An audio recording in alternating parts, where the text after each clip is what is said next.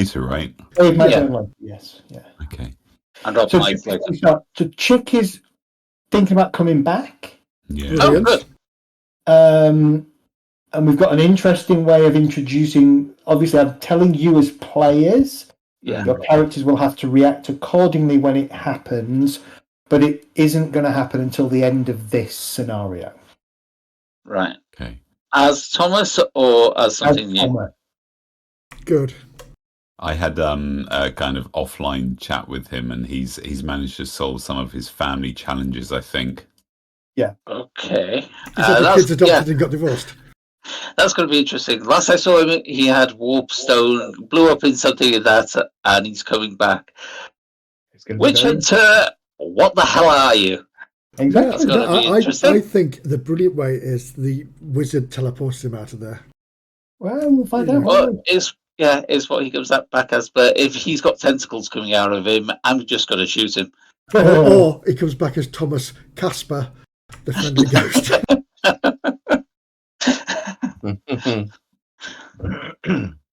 So are we to know that he's coming back? He's all right with us knowing that. We just don't know anything about it. Yeah, as characters, you'll have no idea. As far as the character's concerned, Thomas is dead. Yeah. That's your assumption, right? Yeah. So he's going to come back for 1 week where he appears, we kill him because he's a zombie.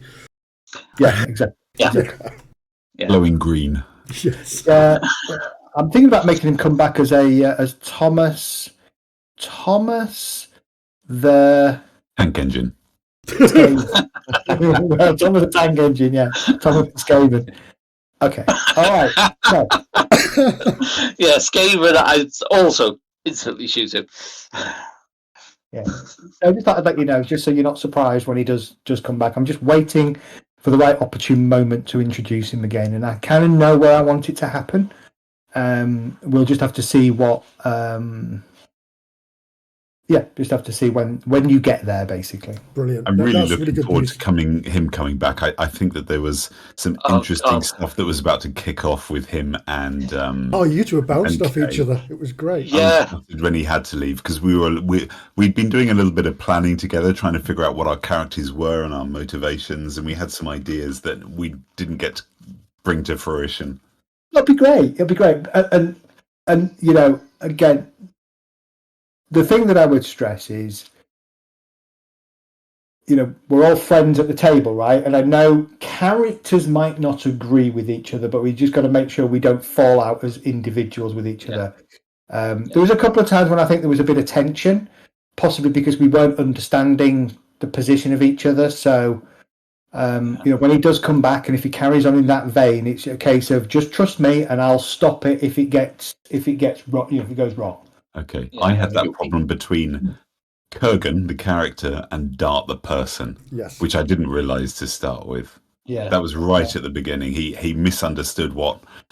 I don't think he's done a lot of role playing, and I think he misunderstood what the barriers between me and Kurgan were. Yeah. See, it's easy for me because I just hate you all, so it's simple. Oh, I hate you too. Oh. Well, not Jet. I mean, Jet's never here. Jet's the invisible one, and we all love the invisible one. One of these days, I'm just going to send Jet the fucking camera and force him to plug it in somehow. You have to drive round to his house. I bet he's already got a camera. He just doesn't bother showing us. I don't have a camera. Well, I've got camera. I don't think he owns clothes. I've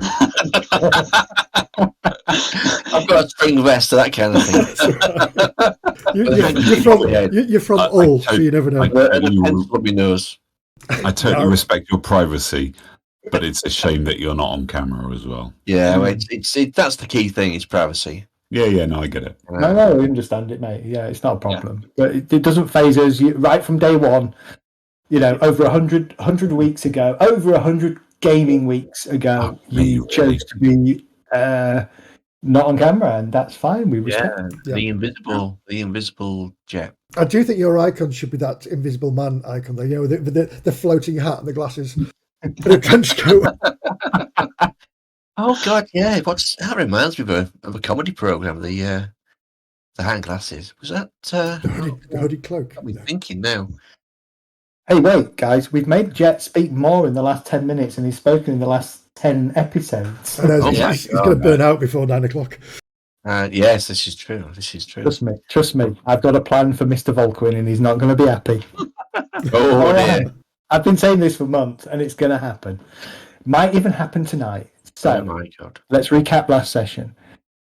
You commenced your journey northwards towards Altdorf in search of the missing coach. On the way, you encountered a lady that had a sense of mistaken identity with Jan. That kind of interests you a little bit. You came across an army camp where you agreed you healed the surgeon who had been shot by one of the soldiers who was currently cleaning out latrines. And you promised to deliver a letter to the quartermaster of the Altdorf army in Bogenhaven, which is at number 6 on the map. Further down the road, you encountered a highwayman. Oh, God, yeah. Max Trenzler. Max Trenzler, Mm. who, thanks to Catherall, reminded me that when he pointed his black powder pistols at people and fired the trigger, they should have made cool tests. If they panic, despite the fact that it was not loaded, but with shot, you still have to make cool tests. Why was it not loaded? He was drunk. Oh, right, yeah. Very drunk. I'd forgotten. And was a little bit feeling sorry for himself. So as we left it last session, you had clapped him in chains, you had rescued his horse, you'd probably shoved him in maybe on the top of the wagon or inside the wagon between two people, whatever you want to do. I'm not sure you are cruel enough to make him march behind tethered to a horse, but that's up to you. Nah. No. Because you wouldn't be going at walking pace, right? That would mean if you're effectively dragging him along, and you're probably not that cruel. Yeah. And so I think what we'll do is we'll commence this evening, having arrived at Schrabwald, in the shadows of the towers of Castle Drachenfell, which, well, actually, you're not in the shadows of Castle Drachenfeld. Drachenfeld is on the horizon, and the shadows of that are on the horizon. I don't actually know where that is on the map, but you are able to see the towers of Castle Drachenfeld in the distance. You've arrived at a coaching house in the town of Schrabwald, called the Enchanter's Shadow. It is a rather foreboding place, quite a heavily fortified coaching inn, despite the fact that it is inside the town proper.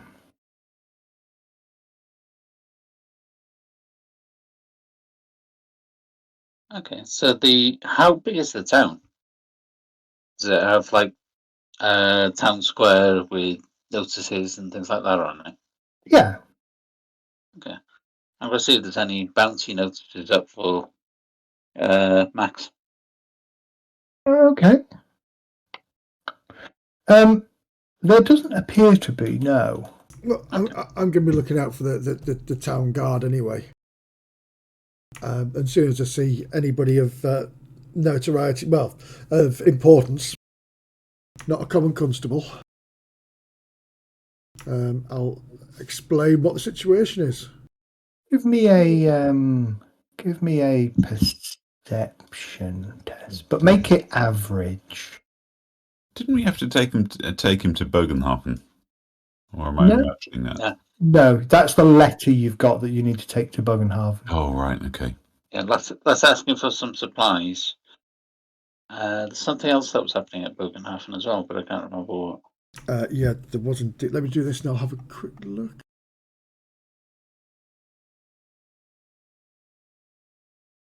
Average. Oh, behave yourself. Oh, it's a win. Mm. Yeah, you can find a constable of the watch, generally patrolling, probably 2 streets down from where the coach house is. Drag him over there. I'm assuming people are coming with me. Yeah. Yeah. We've disarmed him of any possessions like the pistols, any weapons he had. As you're kind of dragging him along, you've got him in his manacles and things, and the sergeant, the constable, he's got a couple of guards with him, and he spots you and he says, "You there! On what authority do you have shackling that man?" On the authority that this bugger shot at me twice and tried to hold up this carriage behind me. Our carriage is not behind you. Oh, and tried to hold up the carriage I came in on. Yeah, I'm a licensed bounty hunter, so I brought him in shackles for that reason. I don't know whether there's a bounty on him or not, but There should be. Yeah. Well, if it keeps him off the streets and the roads, protecting people is the most important thing. Oh, a highwayman, you say? Indeed. Yes. Very dangerous. He tried to attack us and everything. Personally, the bounty feels a bit low for a criminal of this kind of danger. I'm going to look at them and say, and if you don't see justice to him, there'll be a fine for that.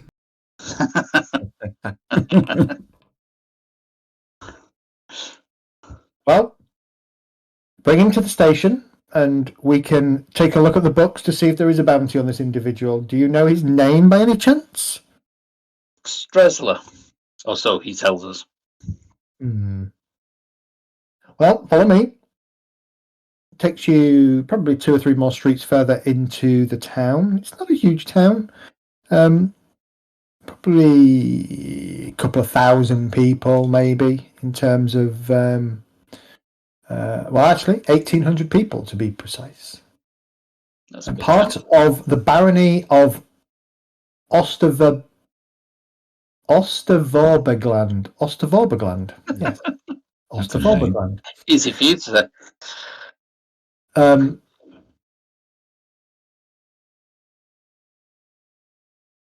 Let's see if any idea where it might take you. Yes, he takes you to the Flussvash Tower. Flussvash Tower, yes. It's quite an old building, and you notice, as you get close, that there are a number of outdoor troops that are milling around.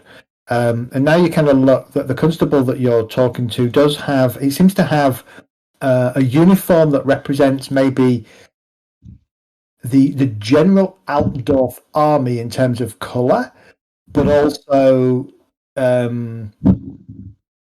sort of stylized with local heraldry and local colour in it as well, sort of to represent that it's both the the place is under the watch of the outdoor army, but has a little bit of autonomy itself.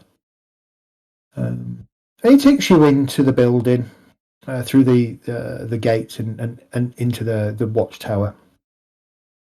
He looks through some books and he flicks through. Yes. And he kind of squints a little bit as he looks at Max, and he kind of looks back at the book and he looks at Max again. And yes, well, it would appear we have several entries from various merchants who claim to have been held up and robbed at pistol point by an individual that seems to match this individual's description. I'm happy to say there is a small reward for his capture. And he kind of looks at it, and you can see him kind of mentally trying to do some addition in his head. 3 gold crowns and 4 shillings, I make it.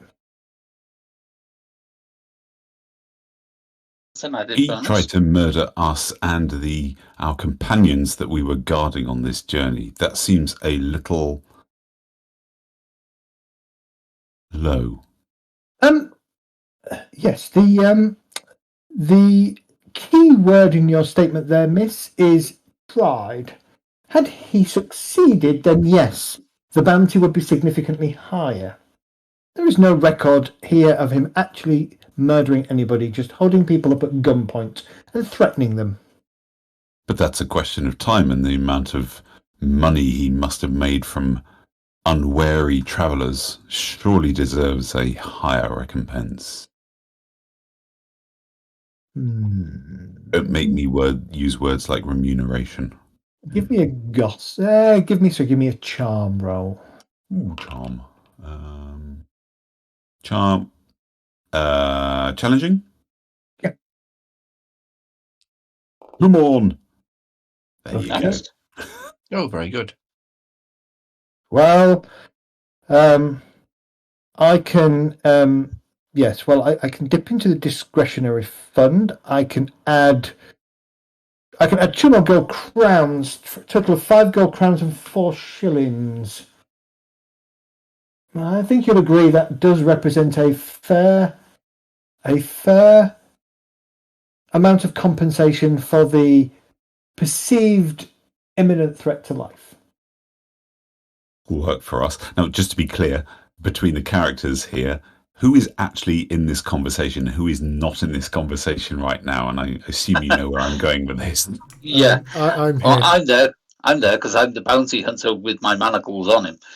Okay. So Ella and Rembrandt, at least, are currently in the inn securing rooms. Oh, that's a shame, isn't it? I think I would be with you because I'd be sort of wanting this guy to serve some justice. Yeah, and you've got a strong attraction to gold. Yeah. Well, you're an outlaw, but you want another outlaw to serve justice. Okay. I'm in it for the money. Yeah. Yeah, we know that. Give me a sec. So, yeah, that's what I'll offer you. I'll look around the other side. What do you reckon? I'm happy with that.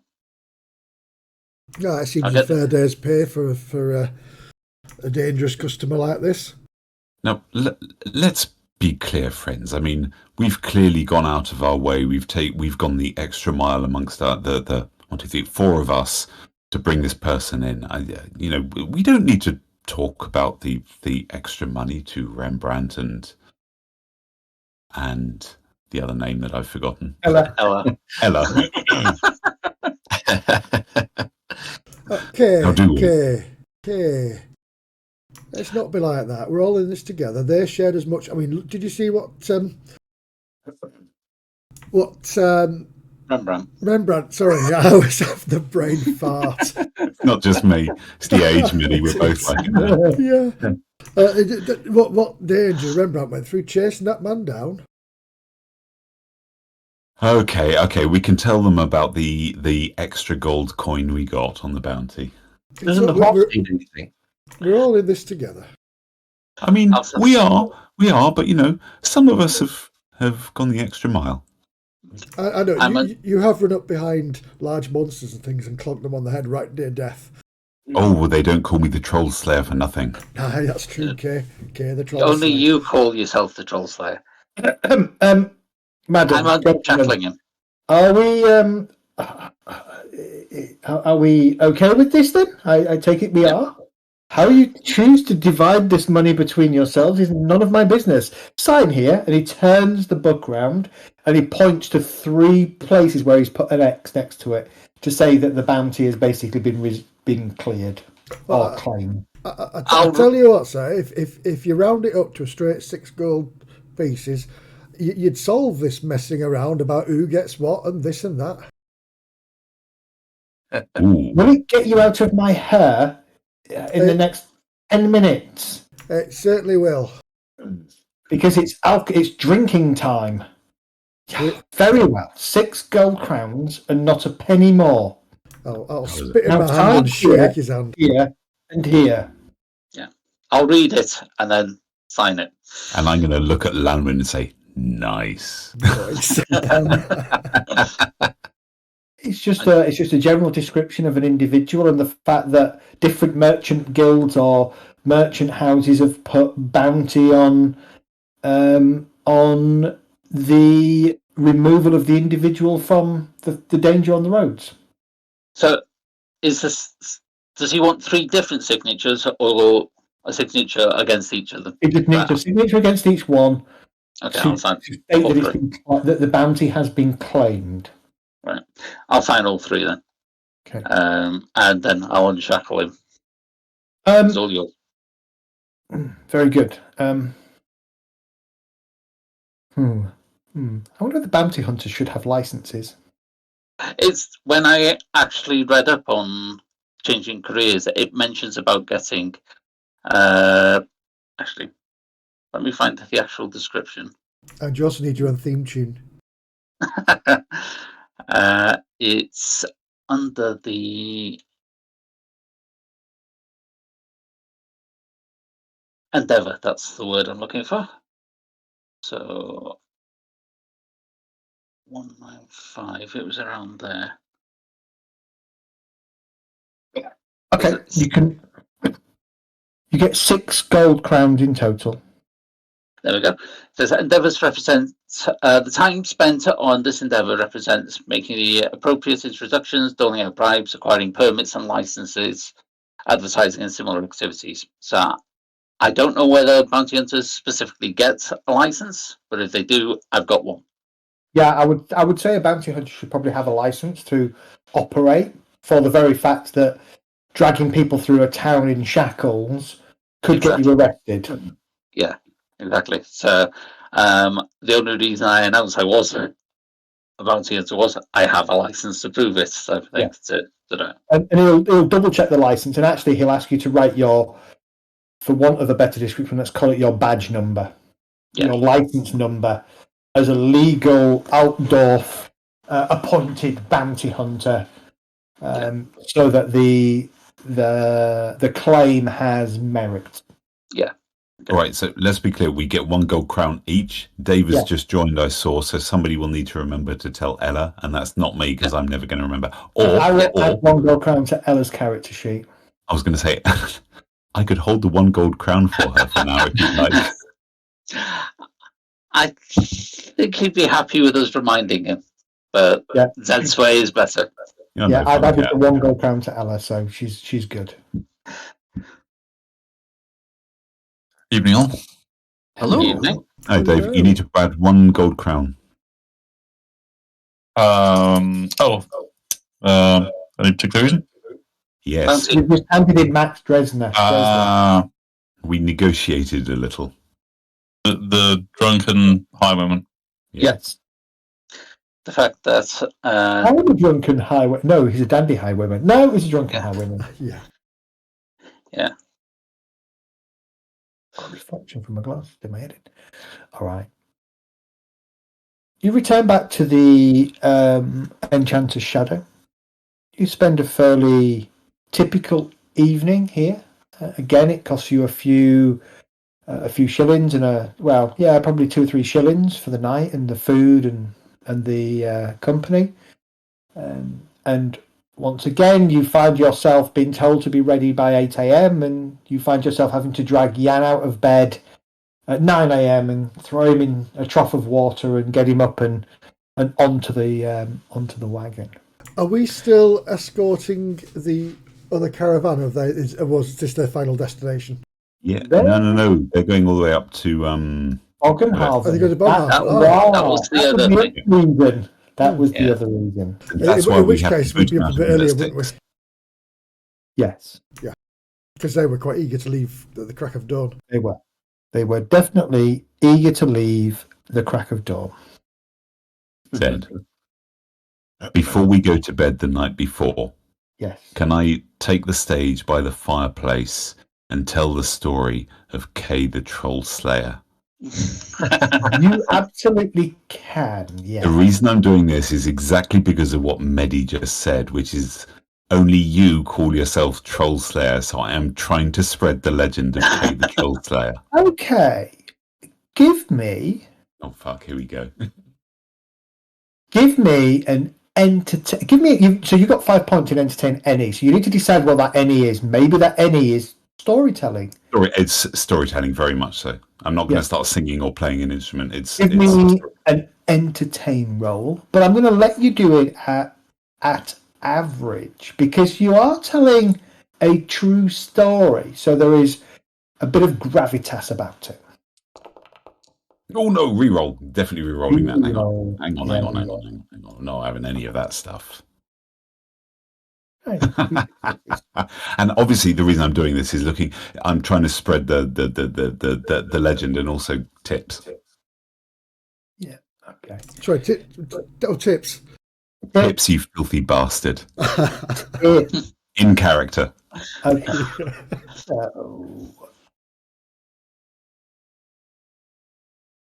yeah. So you'll get the tips that you'll collect as you tell this tale. And a number of people, 2 successes is not bad. So people listen and nod and ooh and ah and did you really and wow. You know, the kind of, you get some positive feedback. You get a couple of doubters and yeah, right, you're just a whip of a girl.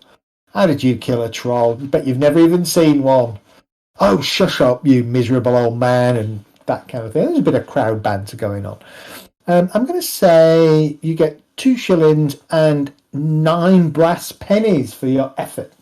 That'll do nicely. I'll take anything these days. As people just kind of toss some coin at your feet and stuff as you finish your tale. Okay, retcon finished.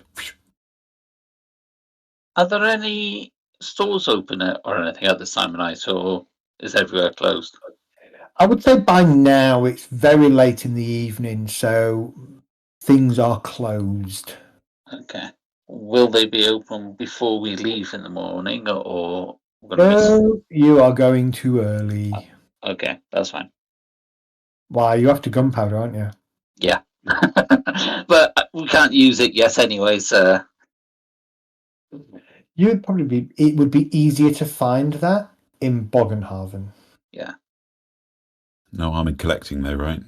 No harm in collecting. So the following day, let's skip you on a few hours.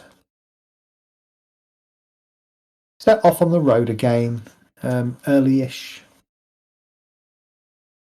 At the behest of this, I forgot the other name of the other family. Can anybody remember the name of the family that you're travelling with? Well, I've written it down, but my notes are rubbish. They're better than my non-existent notes. I've got it. It's the Shroud family. No, Shroudwitz family. Yeah, Durban, Shroudwitz, Auburn. Yeah, I've got Stroit's family, so I've got Strowitz. Yeah, Strhwitz. Yes, well, they're totally different, but whatever. Yeah, close enough. Yeah, I did write it down. I just don't know what that first word says because it just looks like I've scribbled over a name 3 times, and I have no idea what it's now turned into.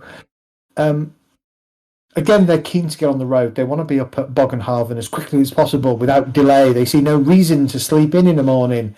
They want to be there quickly. So the journey continues northwards.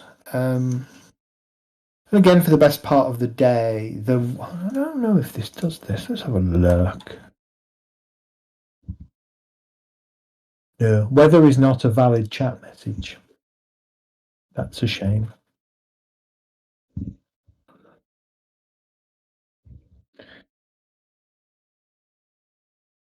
Oh, there you go. That's what I was looking for.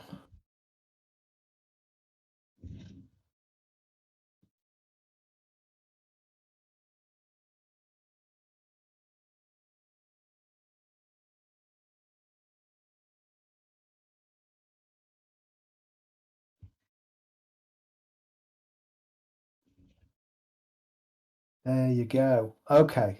Excellent. Right.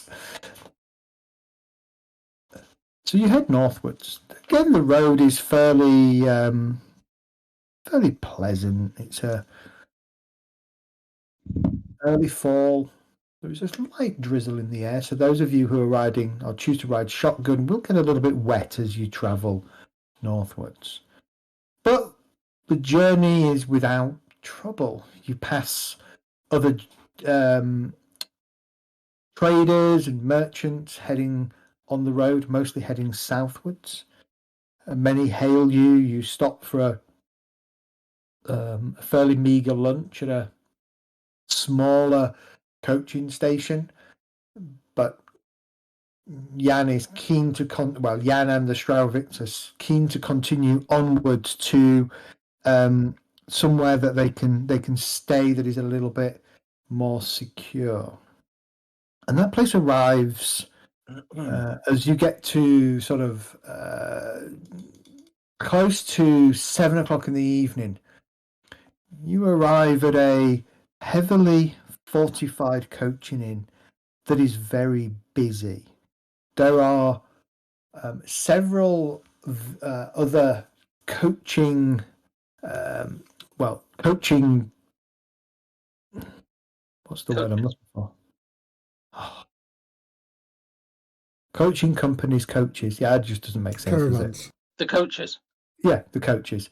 There are also the yard is overflowing with merchants carrying a huge number of carrying lots of goods. There's several wagons with what look like tents in them and other sort of festival type paraphernalia. And as you go inside the coaching house, which is called the Smith's Son, you notice that it is incredibly busy. But equally, as you kind of enter, it's a magnificent, well-tended, clean, polished environment. The tables are well polished, and you can see as a bunch of guests get up, one of the serving staff rushes over and starts to clean with a rag and actually splashes some water on it and really gets the shine in it and takes another rag and dries it off and then beckons to another group that have been kind of loitering near a sign that says wait here to be seated. But as you kind of you look around, you can see that there is a party of grey mountain dwarves sat near what appears to be a wealthy woman and her liveried servant. Another table plays host to a group of white-robed Shellian pilgrims. There are several tables of nondescript Altdorfians, probably judging by their clothing, they're merchants. There is barely a table free. But as you kind of come in and sort of head down the set of stairs, you hear a Jan, oh, my old friend, it's good to see you again. Oh, you must be Andreas's friend. And the barkeep grabs each of your hands and kind of pumps it 2 or 3 times. Come. Well, you'll be glad to know. Follow me. And you can see at the far end there is an area where there appears to be sort of several curtains. And he takes you to one and he whisks you back and he pushes you in. He says, Come, my friends. Your esteemed companion was here the night before, asked me to keep a little something for you and to ensure that on your arrival you were well fed and taken care of. You'll be happy to know that this is all paid for, and you can see at the far end of this table, the table is laid out for a meal. There are goblets, plates, wooden knives and forks, and several plates in the middle, and he kind of turns and he claps his hands 3 times and bring in the food for our guests. Several people close by kind of all stop and stare at you as if to say, who on earth are you? Who are these kind of rich people that are being ushered into this private booth? It's Kay the Troll Slayer. And the thing at the end of the table is a barrel about this kind of size, about this kind of diameter, with the word Bugman's XXXXXX on it. I go straight towards the barrel. My friend, no, madam, please take a seat. Let me.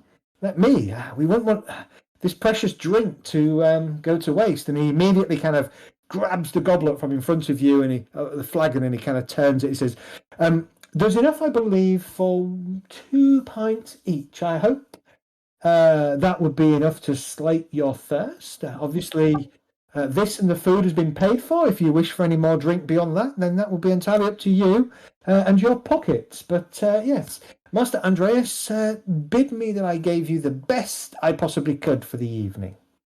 There you go, madam." And he hands you a now foaming, full tankard of Bugman 6X. Let's go with the Stein. I'm going to go and sit down very happy with my tankard. Yeah. Okay. Make a start. So a pint of Bugman's 4X is the equivalent of drinking 4 pints of normal ale. Okay. I have points in consume alcohol. You have a lot of points in consume alcohol. Some of you are probably going to get pissed tonight. Yeah, I'm going to have one. Yeah. I'll only be drinking 1 flagon. Well, I don't want to be unconscious. To be fair, Lamb with me, I'm doing that thing right. I'm only going to have 1, but it's not going to happen. Just 1 pint. Just the one. food arrives. I'm not touching it until I've eaten the. Oh, I'm going to hold my tankard up.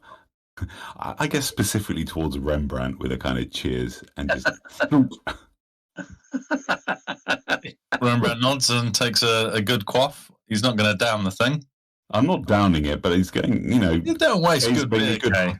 She's Enjoy going it. good halfway through. She's thirsty. Okay, so all of you who are drinking the pint, I would like a consume alcohol test. I knew that was coming. That's why I'm eating first, to try and I'm not going to get wasted before we've even started eating. No, I was going to say we're not downing this, Kath, in one go. It's over the meal. Yeah, it's good beer, so it's going to be enjoyed. I'm taking a pretty hearty draft. I was going to say you're mistaking it. Kay is intending to get drunk before she even starts eating. So give me a consume alcohol test with a -10 penalty. Is this average or challenging? Difficult. It would be challenging, but with a -10. Oh, difficult, yeah. Minus. Oh, hang on. I'm going to add 1. Oh, do you know what I'm going to do? How do I do the -10? Do I click in? Just choose difficult. That's all I did. Choose difficult. Yeah, just choose difficult. All right, gotcha. Okay. Oh God, I think I might re-roll that one. I re-rolled and didn't get any better. We're all pissed. Amazing. That's a lot of no's. Holy shit. We're going to get raped during the night, aren't we? My God. So, that's why I only wanted 1. I'm expecting something to happen. You shouldn't expect that. You should be going with the flow. Does anybody have a toughness bonus of 4 or greater? I do. Yes, I think so. Oh, yes. Is that 4 advances in it, you mean? Well, hang on. No, you need a 40 or more. Oh, I'm too short. Oh, 36. Okay. I didn't do too badly, just so we're clear. Well, so all of you are merry, which means everybody, I believe, nobody succeeded, did they? No. Hang on. What did I get? Let me just check me. I think I got a no, but yeah. So everybody is merry. You are all at -10 to weapon skill, ballistic skill, agility, dexterity, and intelligence at this point in time. The food is good. The food is very good. It's fresh. It's hot. It is fresh cut. It's fresh cuts of deer and boar sausage and deer and venison more than anything. A bit of beef, fresh breads, lovely rich cheeses from various parts of Altdorf.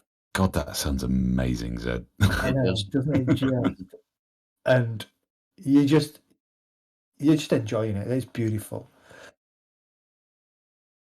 Then comes the opportunity to have the second pint of Bugman's.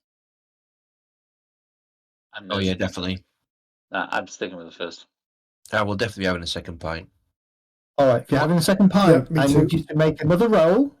So at be hard again. so it's going to be Hard, so -20. -10, sorry. Difficult. Are you drinking tonight, Elgast? Yeah, I've still got this one. No, but I mean, are you drinking tonight, Elgast? Hang on, I'm re-rolling. I don't intend to get comatose, no. Brilliant. Second one. You can have mine. You can have my second one. Rembrandt goes for his own second. I got a yes, but I'll take that. Yeah, that's good. Hey, Oh! Lanwin's done it Yeah. as well. And do you know what? I'm right next to Lanwin. I might put a +1 in mine just to make it sexier. What's the difficulty, sorry? -10 hard. There we go. I've put a +1 in that. I love how you're burning through your fortune points tonight. I know. Just stay tipsy. What are we doing about Ella, by the way? Oh yeah, that's a good point. Let's see how bad Ella's doing. Why were you asking about the toughness bonus? Does that make any difference? Well, because it's the equivalent of 4 failures. If it's equivalent of 4 failures for every 1 failure you roll, drinking Bugman 6x. Because it's like having 4 pints. So instead of making you roll 4 times, you roll once, and if you fail, it's like it just hits you. Yeah. And once you fail more times than you have toughness bonus, you get to roll on a special I'm very pissed chart. Right. Okay. So I just made it then. Yeah. So I've got 41 and I failed on my first one, but I'm doing the second one. Yeah. So you're all merry. Has anybody actually failed their second one? I think I did actually. Volquin, roll me a d10, please. Okay, let's click. You cannot get it up. I'll come back to you in a second.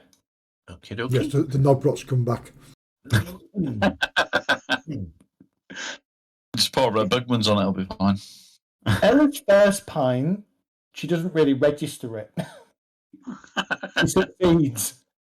Ella's second pint,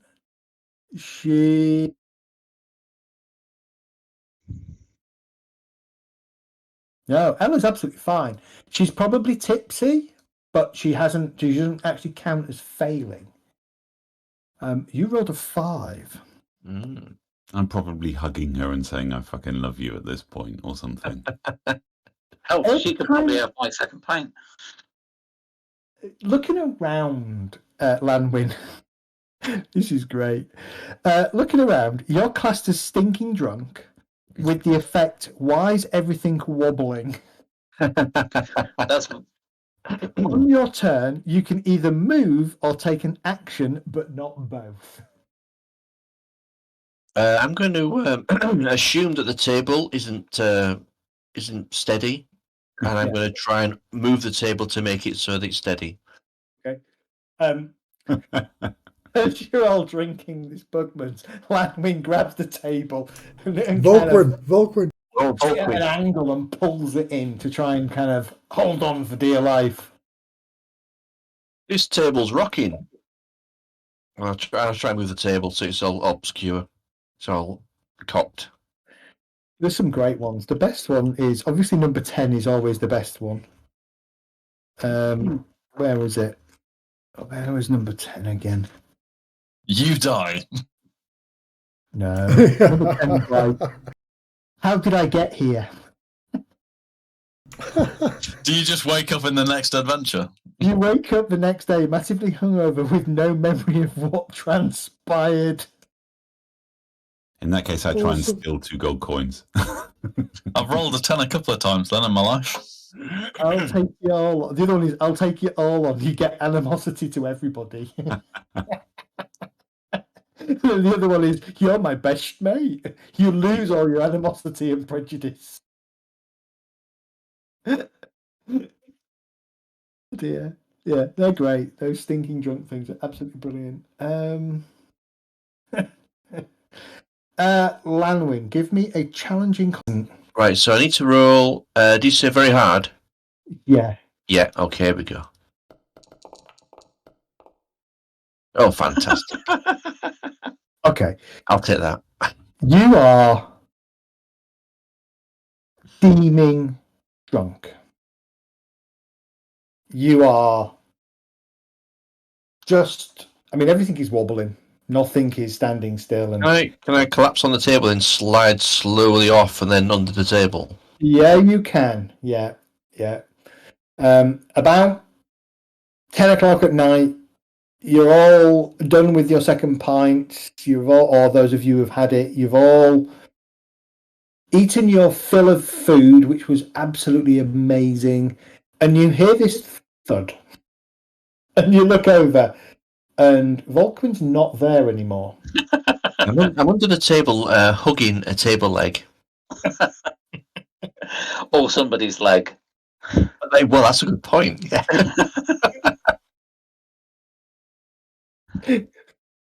Ella, you feel something grab your leg. Like a big wet patch as Volkwin dribbles.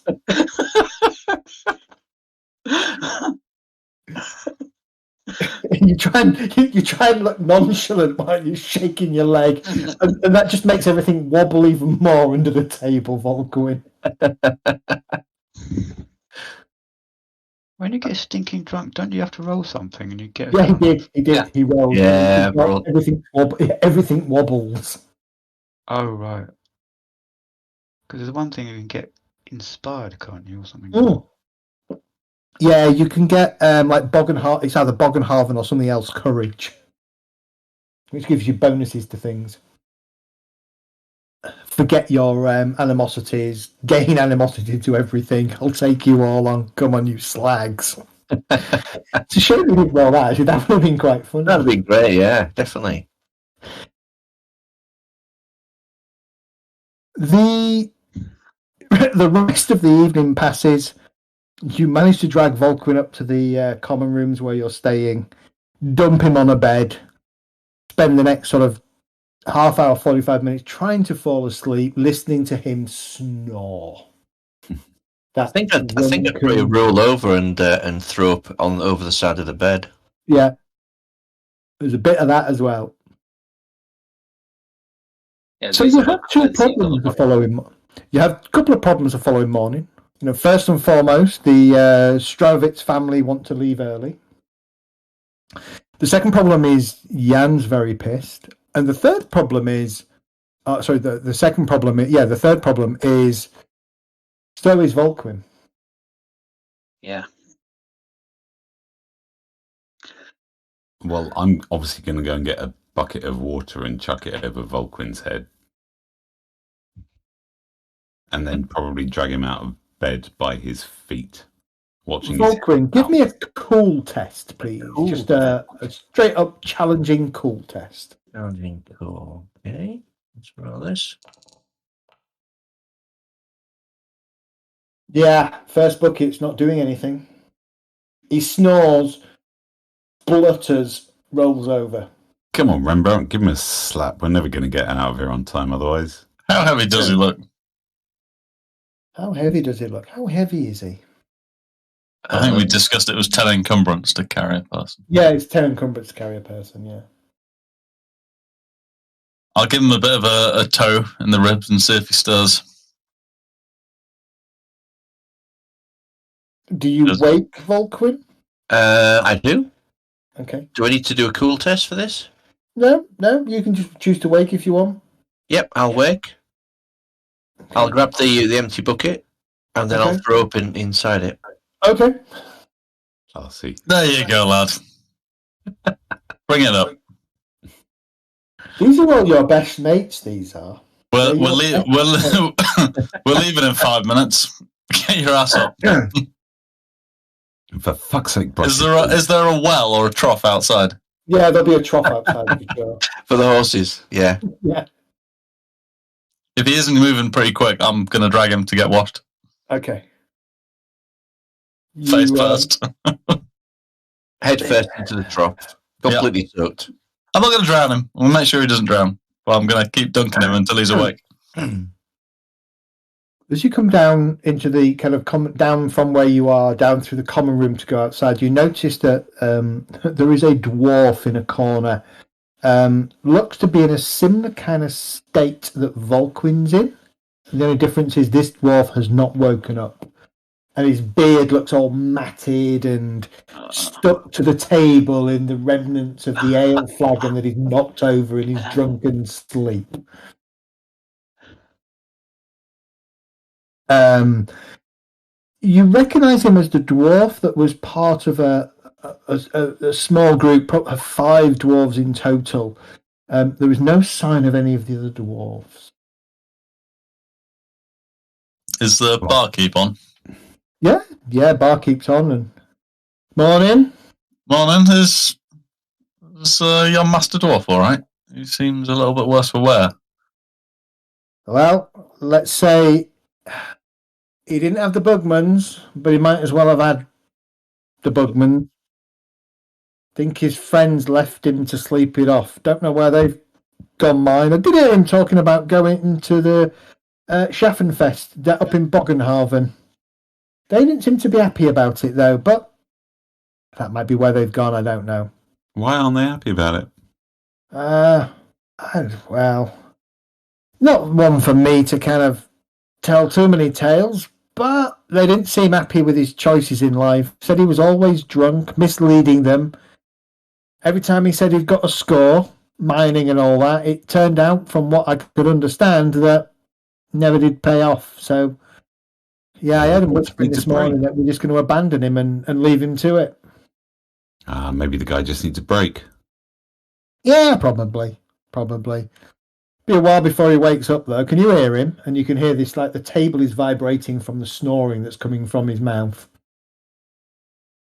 What are you going to do? Be a while, will that Master Dwarf? Are you staying here with him, or are you moving on? He's a barkeeper. He's a barkeep. Oh, he's a barkeeper, I'm sorry. Yeah. Well, I'll keep my eye on him. Let him sleep it off. Don't normally let many people sleep here, but as you saw, common room was pretty full. If it wasn't for your good friend Andreas and him securing some of the common room beds for you, you'd have been sleeping out within the stables last night. Yeah, drop you a decent bit of coin, did he, for all this? He did. I was happy with it. Oh, good.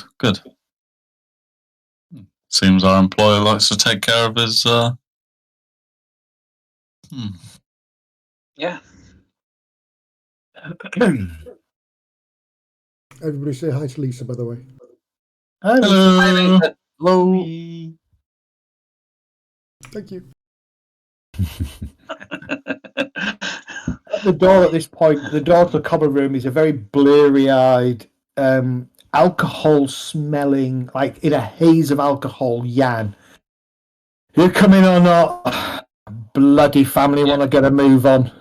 Far too early after a night of good alcohol and food. Good news is the next stop is their destination, so this should be the last one. Thank God, thank fuck for that. We don't have to worry about it anymore.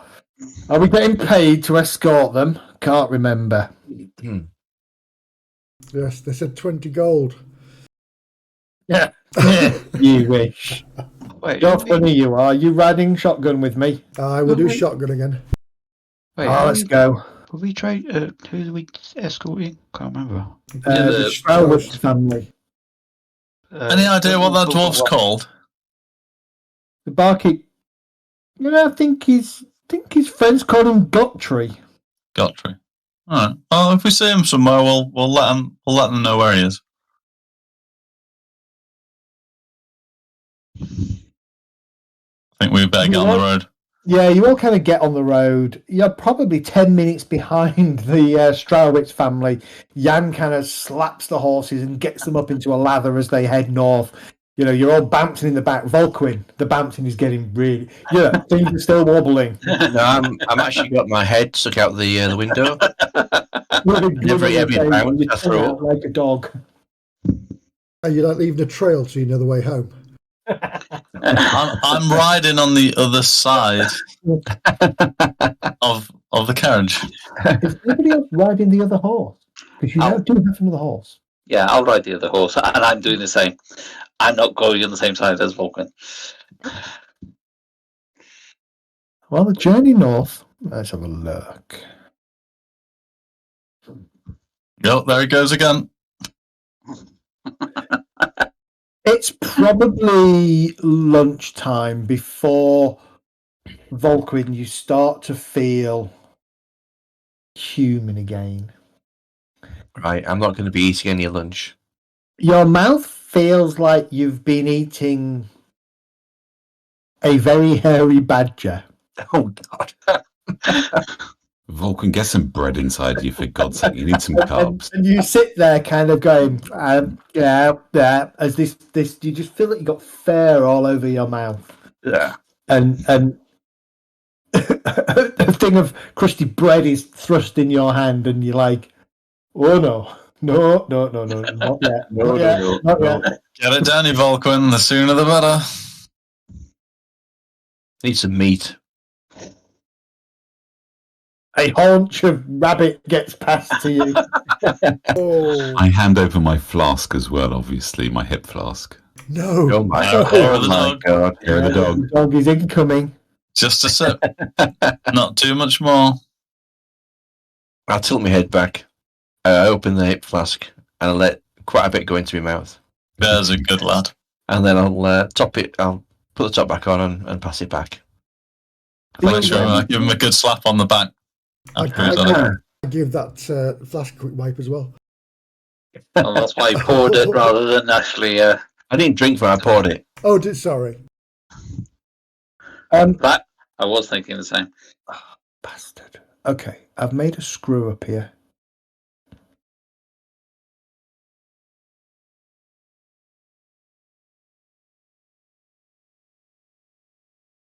Are we in the wrong order? No, I've just got to reset the date, so I apologise. You're actually in spring. You've just started early spring. And the reason for that is as you arrive on the outskirts of Bogenhaven, late afternoon, Schaffenfest, you mentioned. there is a huge amount of activity. Oh, a festival. A huge expanse of land outside Bogenhaven city walls appears to be under transformation into a large festival and carnival. Oh, interesting. And because I wasn't paying attention, the Schaffenfest is in spring, not in the fall. So we're actually in Yardrung, the month of Yardrung, and it's the 12th at the moment. So it still seems like it is. Hold on, it's just messed up for me. It still seems like it is several days away from, or possibly even weeks, as far as you say. You know, you talk to a few people, and it's still several sort of days, or perhaps even a couple of weeks before Schaffenfest will actually start.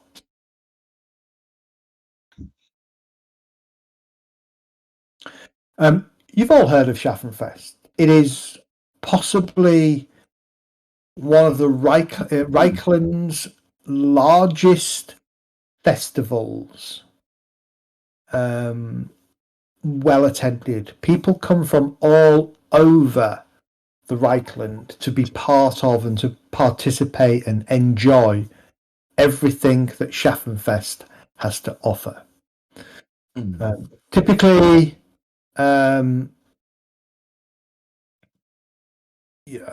pretty much get up to anything. Drinking, eating, cavorting, shows,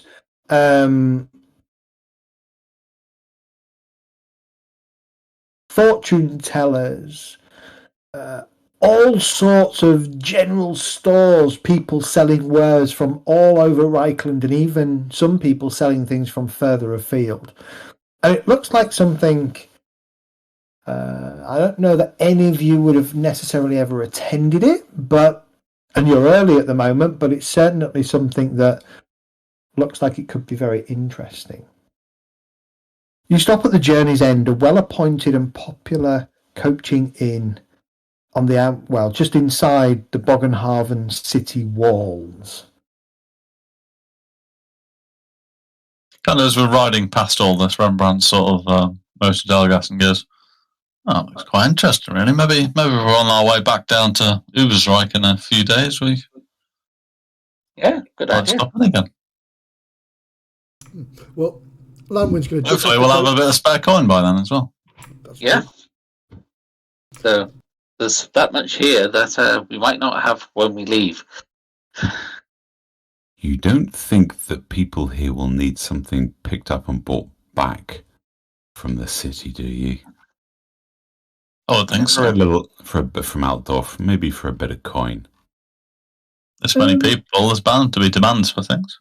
So what you would know, actually, Kay, you would probably know that at the time of Schaffenfest, kind of running up to Schaffenfest, merchants from different parts, you're on one of the main imperial highways, or imperial highways.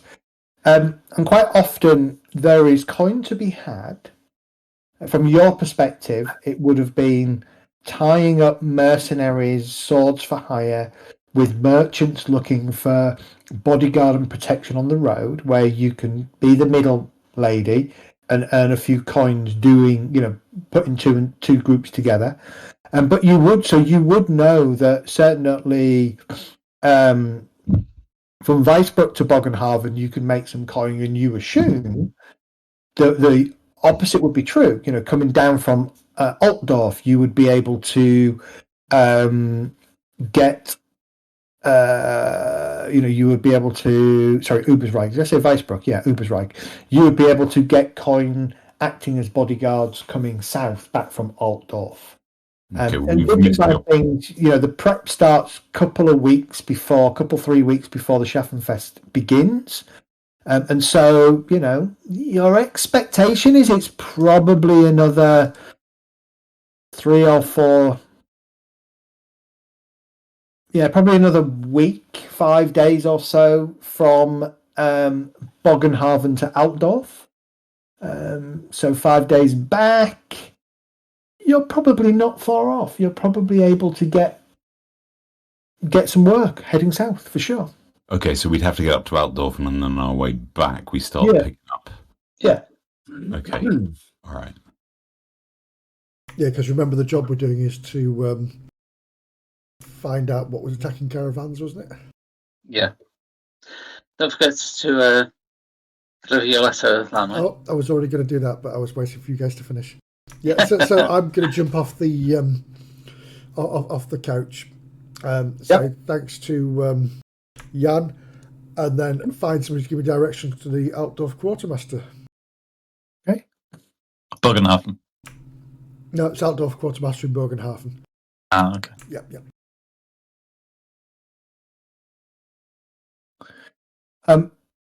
Yes. The link you're given. So actually, you inquire at the journey's end. This rather, very well-appointed kind of coaching house, and you're told that essentially the. Do I have a map of Bogenhaven? I have a map of Bogenhaven. I should throw it up, shouldn't I? Rarely a good sign if he has a map. There's something rotten in Bogenhafen. Or was that Kislev? I can never remember which. Bogenhafen, certainly. It was. Oh, I need to see. Can you see anything? no, it's all No. black. I can see a coal miner in his natural habitat.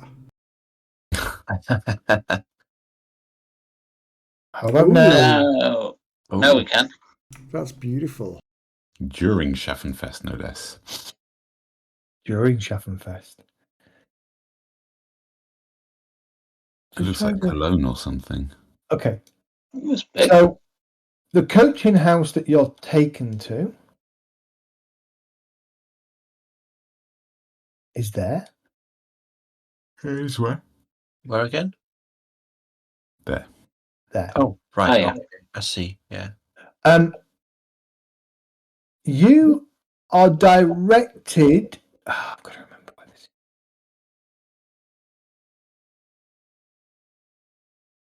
To. Don't forget, we don't see names and tags and stuff that you put on. No, I don't see names and tags either, which is a real pain in the arse. Yeah, we've got street names at least we can see. Yeah. So I have to basically go over everything to try and find out where it is. Oh, God. Am I right in thinking there's no bridge connecting the top? You are right in thinking there is no bridge. That's a bit strange. What's that? You There's are a ferry on right the over there. So you are directed to a place called North Barracks in the heart of the pit, which is on the northern side, or the north southeast western side of the River Reichland, I think. Yeah, the right. Yeah. Can you swim? There'll be ferries, won't they? There will be a ferry, yeah. Yeah, there are ferries that you would get. And that is essentially where you would need to go to drop off your letter. Well, the Reichland's a huge river.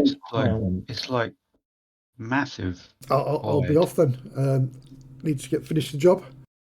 I'll say, right, I'll be back as quick as I can. I just want to see if this works.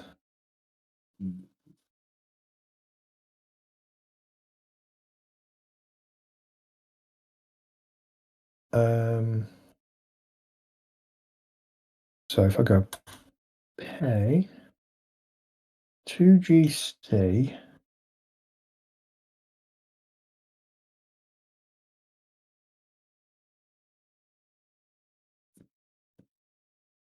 what?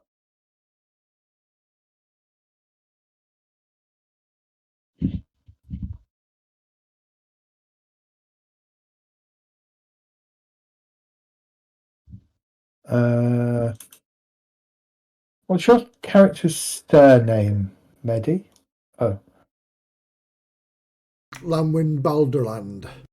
How do I spell that? B-A? Baldurland. So instead of Baldur's L-A-N-D, Balderland. So instead of Baldur's Gate, it's Balderland. Balderland.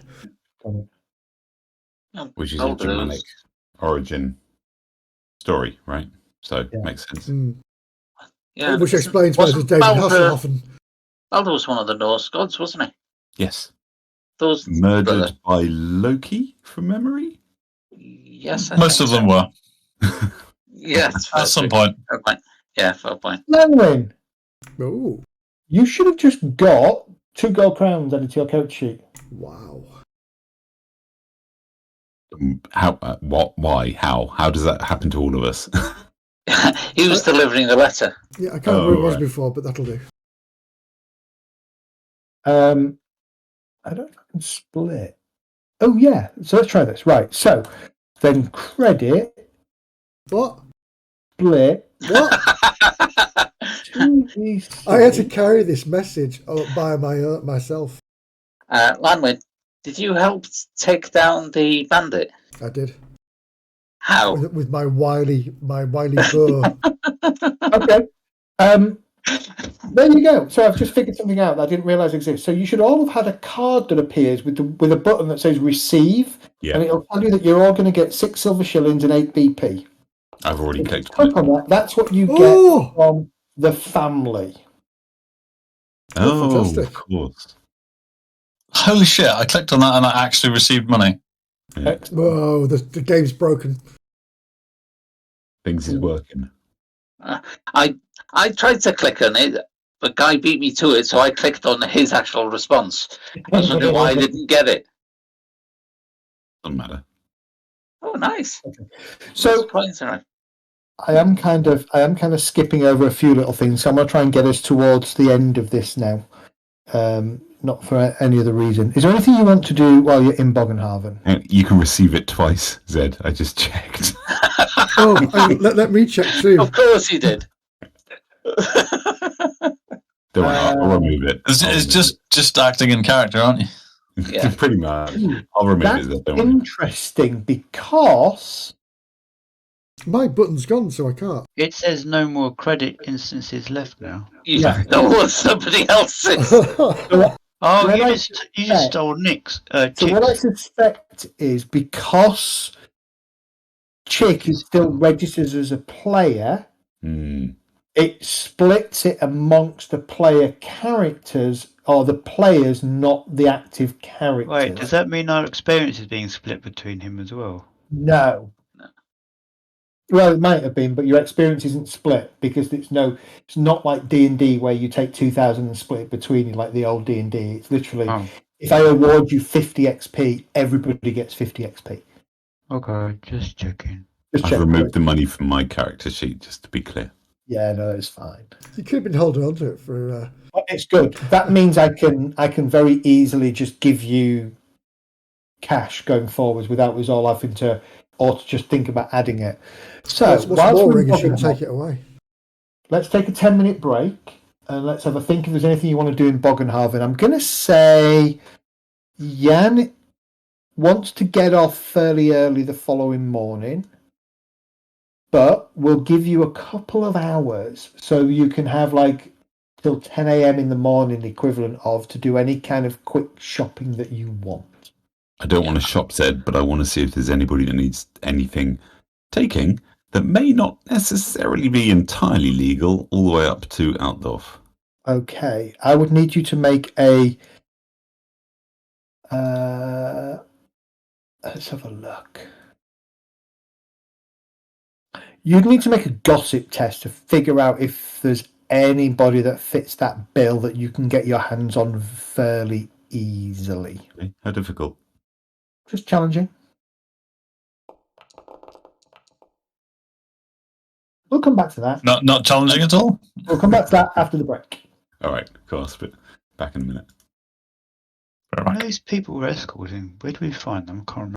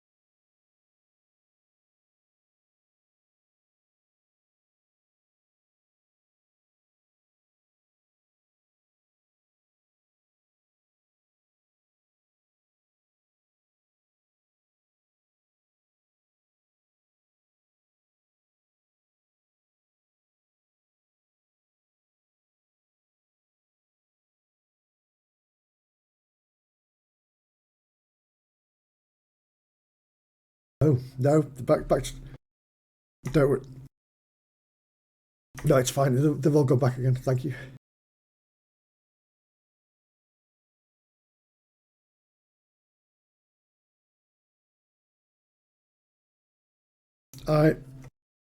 I've got cranberry juice with no added sugar because my sugar levels are stupid.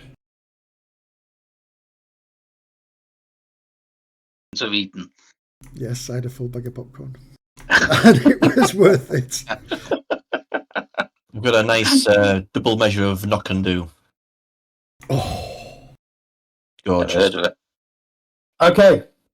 Is there anything you particularly want to do while you are here in Bogenhaven? Yeah, I'm buying some bullets and powder. Right. What are the ratings of said bullets and powder? Bullets and powder, the cost 3 silver, 3 pennies for 12. And availability? Common. Page 296.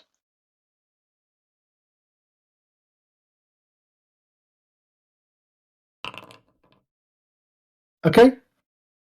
They are definitely available. So,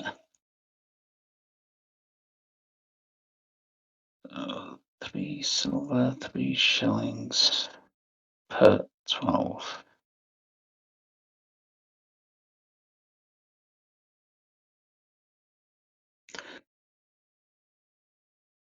I just want to do a quick test. This is mostly for Rembrandt. What happens if you press that? Everybody can have that 10 XP. Just press the button. Okay. Yes. Yep. I'll receive the reward. let me get the extra Yes. one. Also, just on that, go. Just Lanman, just press that for an extra one. That's already received this reward. There you go. So you can't. That's good. All right. So rather than do the macro that I normally do, I will just do that every session and then just run the macro to reset fortune. Awesome. Thank you. I don't think there's a command to.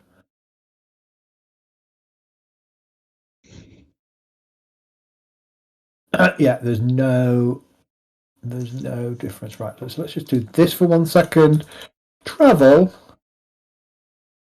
Anybody else doing anything in Bogenhaven? I'd like to see if there's any messages to go to the next town we're going to. There'll probably be a post house or something here, wouldn't there? Yeah.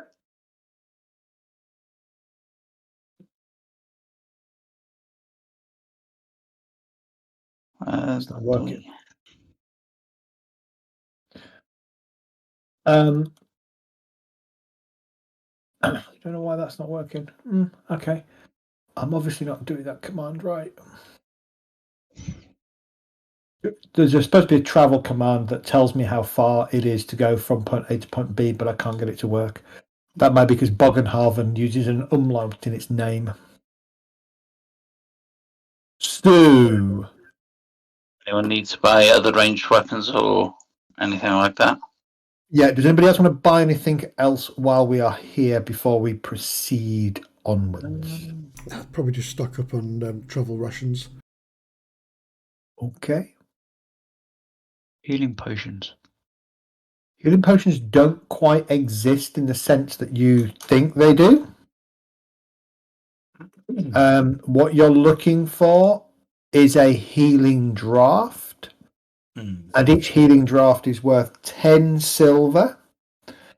And they are scarce. So let me see. Let's go see how many you can get whilst you are here. So avail. No, can't spell it. Avail. City. Scarce. Okay.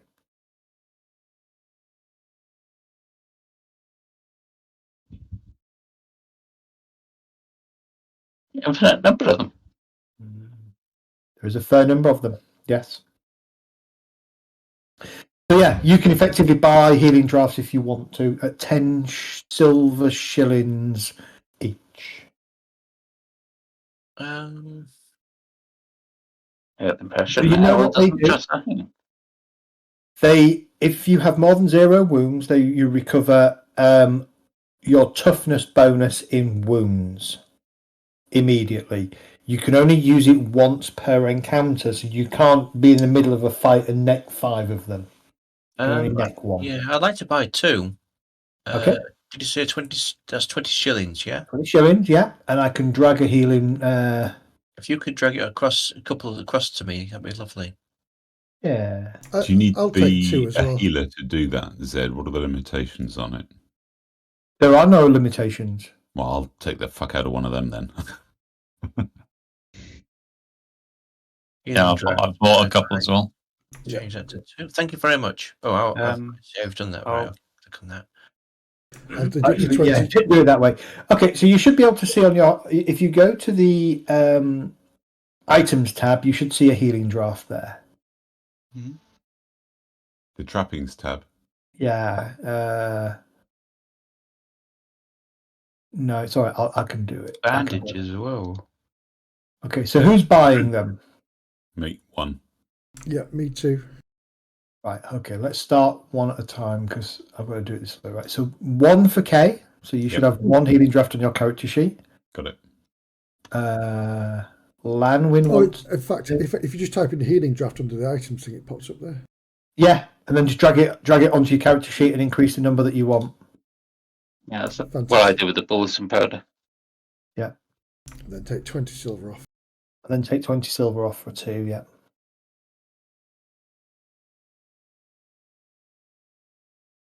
Or alternatively, a gold crown. Yeah, alternatively a gold crown.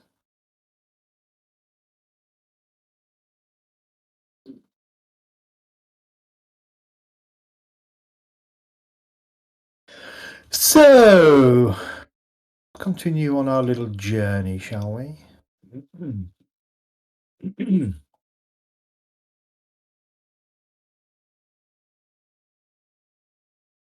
The following day, arriving. Zed, sorry, you did say you'd come back to me on the transportation of goods up to Altdorf. Yes, I did. Yeah, thanks for reminding me. So, damn it. I don't have.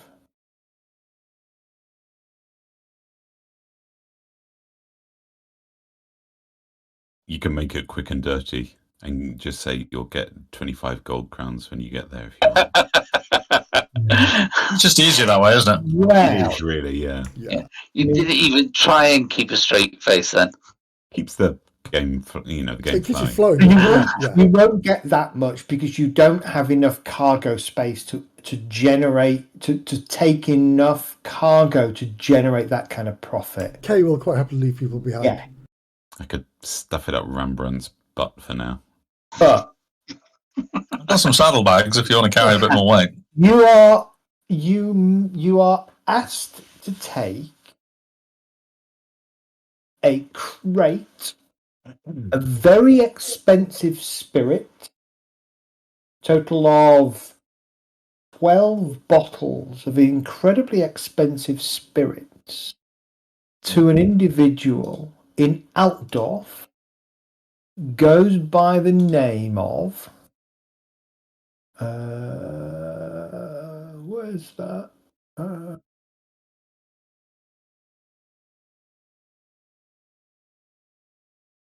Which of the prophets is going to get drunk before you get there?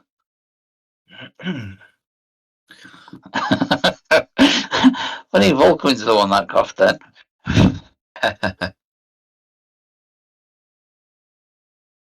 We haven't got Thomas with us anymore, so I think we'll be all right. I just hope we didn't think about drinking it, replacing it with some cheap spirits. And now there's a buck to be made, so I think I'm going to sit on that crate for the journey.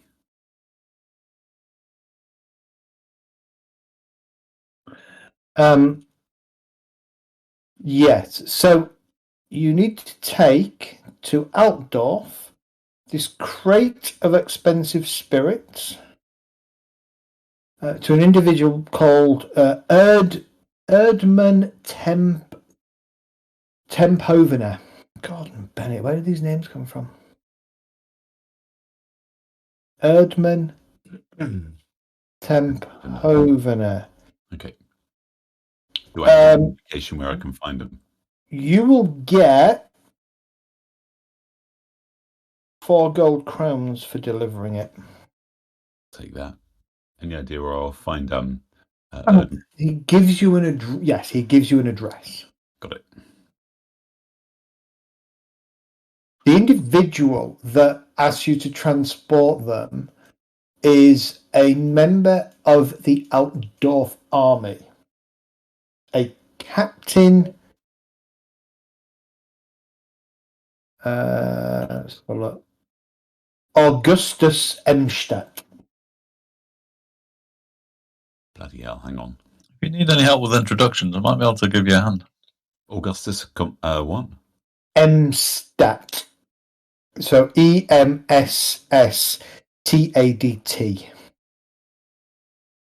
Imstadt. Okay. So what did you say? I was just saying, if you need any help with introductions, I might be able to give you a hand. As long as we can find him, I might need a bit of protection on the delivery, maybe.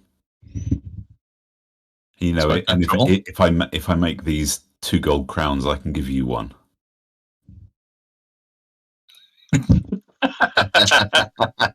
Seems more than fair, okay. Well, that's what I thought. You know, I like to share the spoils when I can. The journey from Bogenhaven to Altdorf is 145 miles, takes approximately 4 days in the coach. Yeah, okay. So actually what these way stations are probably represent lunch and evening rest, because that doesn't make sense. It can't be per day between each of these stops, which is what the scenario suggests, but not what the actual travel distances suggest. So, okay. Journey onwards.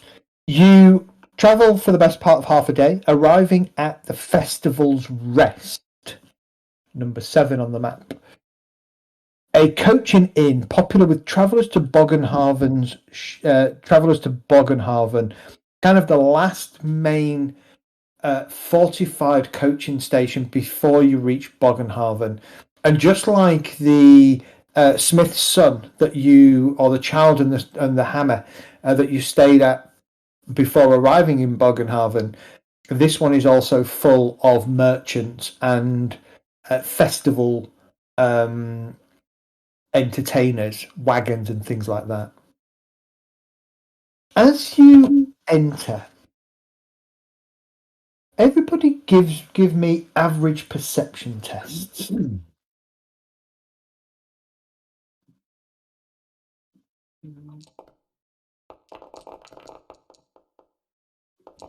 Balls.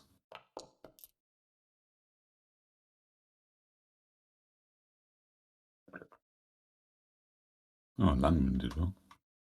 Yeah. It's my super duper eyesight. Just wait for Ella to roll. I made it, which is surprising. Yeah. Average. Yeah. Couldn't find it on my thingy because everybody else's dice. So who got the most? Oh, Lanwin, followed by Ella. Okay, Lanwin. As you walk into the common room, you know, Jan kind of says, "Hey, we're going to stop here for lunch," basically. To one side of the bar, you see a group of 4 people sitting around one of the tables.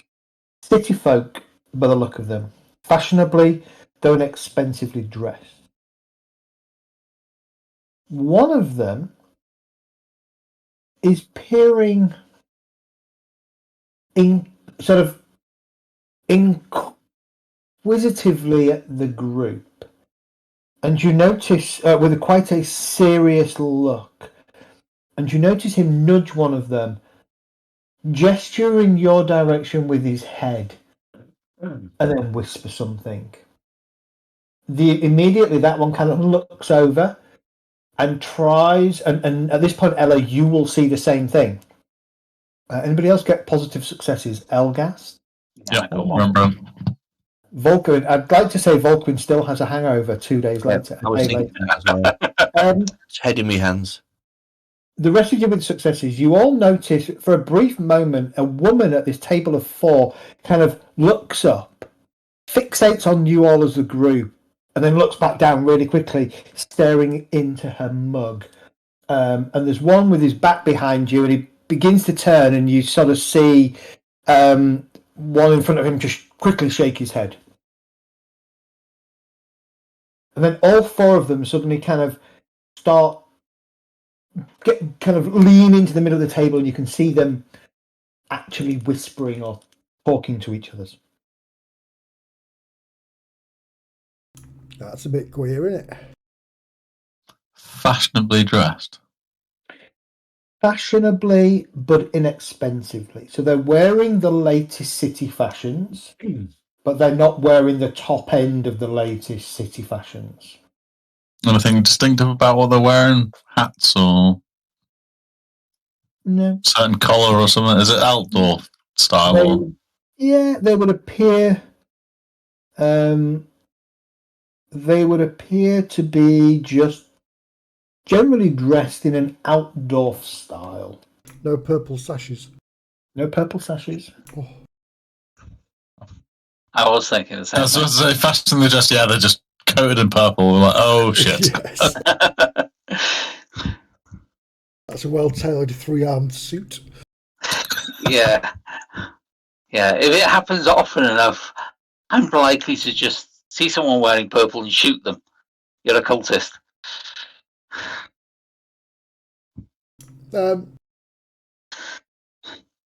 Queer city folk, that's what I think. Yeah. So I'm going to go to the bar, but I'm going to make sure that I keep them in my peripheral. Okay. Yeah, I'm going to keep an eye on them. Okay. What are the rest of you doing? Langman goes over to the bar to obviously get drinks and food. Yeah, I'll see if there's a table free. There's a table free. Right, I'll go and claim the table for us. Okay. It's over in one of the corners, kind of far enough away from the general hubbub. Okay. Sitting down at the table, you notice the woman is tracking Volkwin. Tracking, i.e., she keeps watching him, or Yes. and then she keeps watching, and then quickly looks down at a mug and takes a sip, or leans in and talks to somebody. And how old's the lady? the lady's in her. How old's Volkwin? In his 20s. I'll give him a nudge and go, I think one of them is taking a liking to you, Volkwin. Oh. Can I have a quick glance and see? Yep. Give me a perception check. But Okay. average, because it's been pointed out to you. Average perception. Yeah. Keep watching the table. Oh no! Yeah. As soon as he recognises the lady's involved, focus. There we go. There we go. The lady is not unattractive. Dark brown hair, probably just below shoulder length. She's wearing pretty average but fashionable kind of lady's blouse with a bit of a ruff. Do I recognise? No, but So. as you kind of stare at her, she kind of turns her head and she starts to look at you. Sees you looking at her, she kind of hastily raises their glass to say cheers to you, and then kind of turns away and starts drinking really quickly. And one of the other guys kind of looks at you and nods.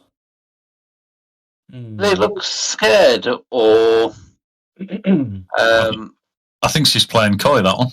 Yeah. Give me an intuition. Give me an intuition test, but at hard.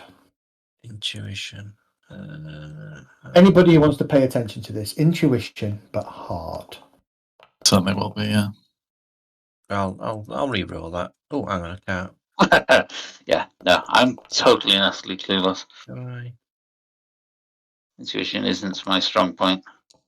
Oh, it keeps going up. Hang on. Oh, not quite. Where's me? Oh, Ella. Ella. As I say, for the rest of you, it's hard because of the distance.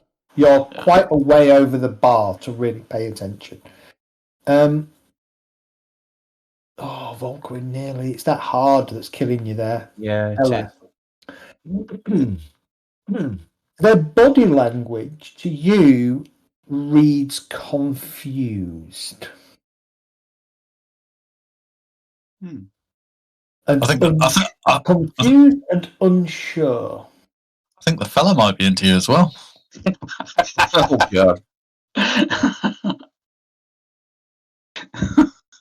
Either that or that bugman's still... Yeah. Hit hard, that stuff, didn't it, Vulcan? Fancy another? I think I would probably just... do I recognise the guy? No. I don't recognise any of them. Well, in that case, I would just ignore them and I'll turn and just go to the table with where the drinks are. Well, okay. Well, I'm bringing the drinks over. The table by now. I'm still at the bar, but I'm going to grab the drinks and I want to walk past this table and try to listen to if I can hear anything being said. Okay. All right. Give me your perception is more about your eyes. Mine's visual, yes. Yeah, so give me just a standard perception, challenging, because there is a hubbub and they're talking very quietly amongst themselves. So you want me to roll perception? No, just Lanwin. Oh, right, sorry. No, I'll roll with that. I'm not going to re-roll it. I'll roll with it. They're whispering very quietly amongst themselves. You can't hear anything. Oh, bugger it. I'm going to re-roll, sorry. You wanna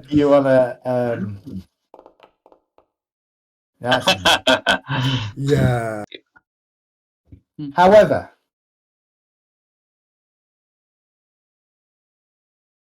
I will offer you a dark deed to do a reroll. Ooh. That means you can take a point of corruption and I'll give you a reroll. No, good, thanks. Good choice.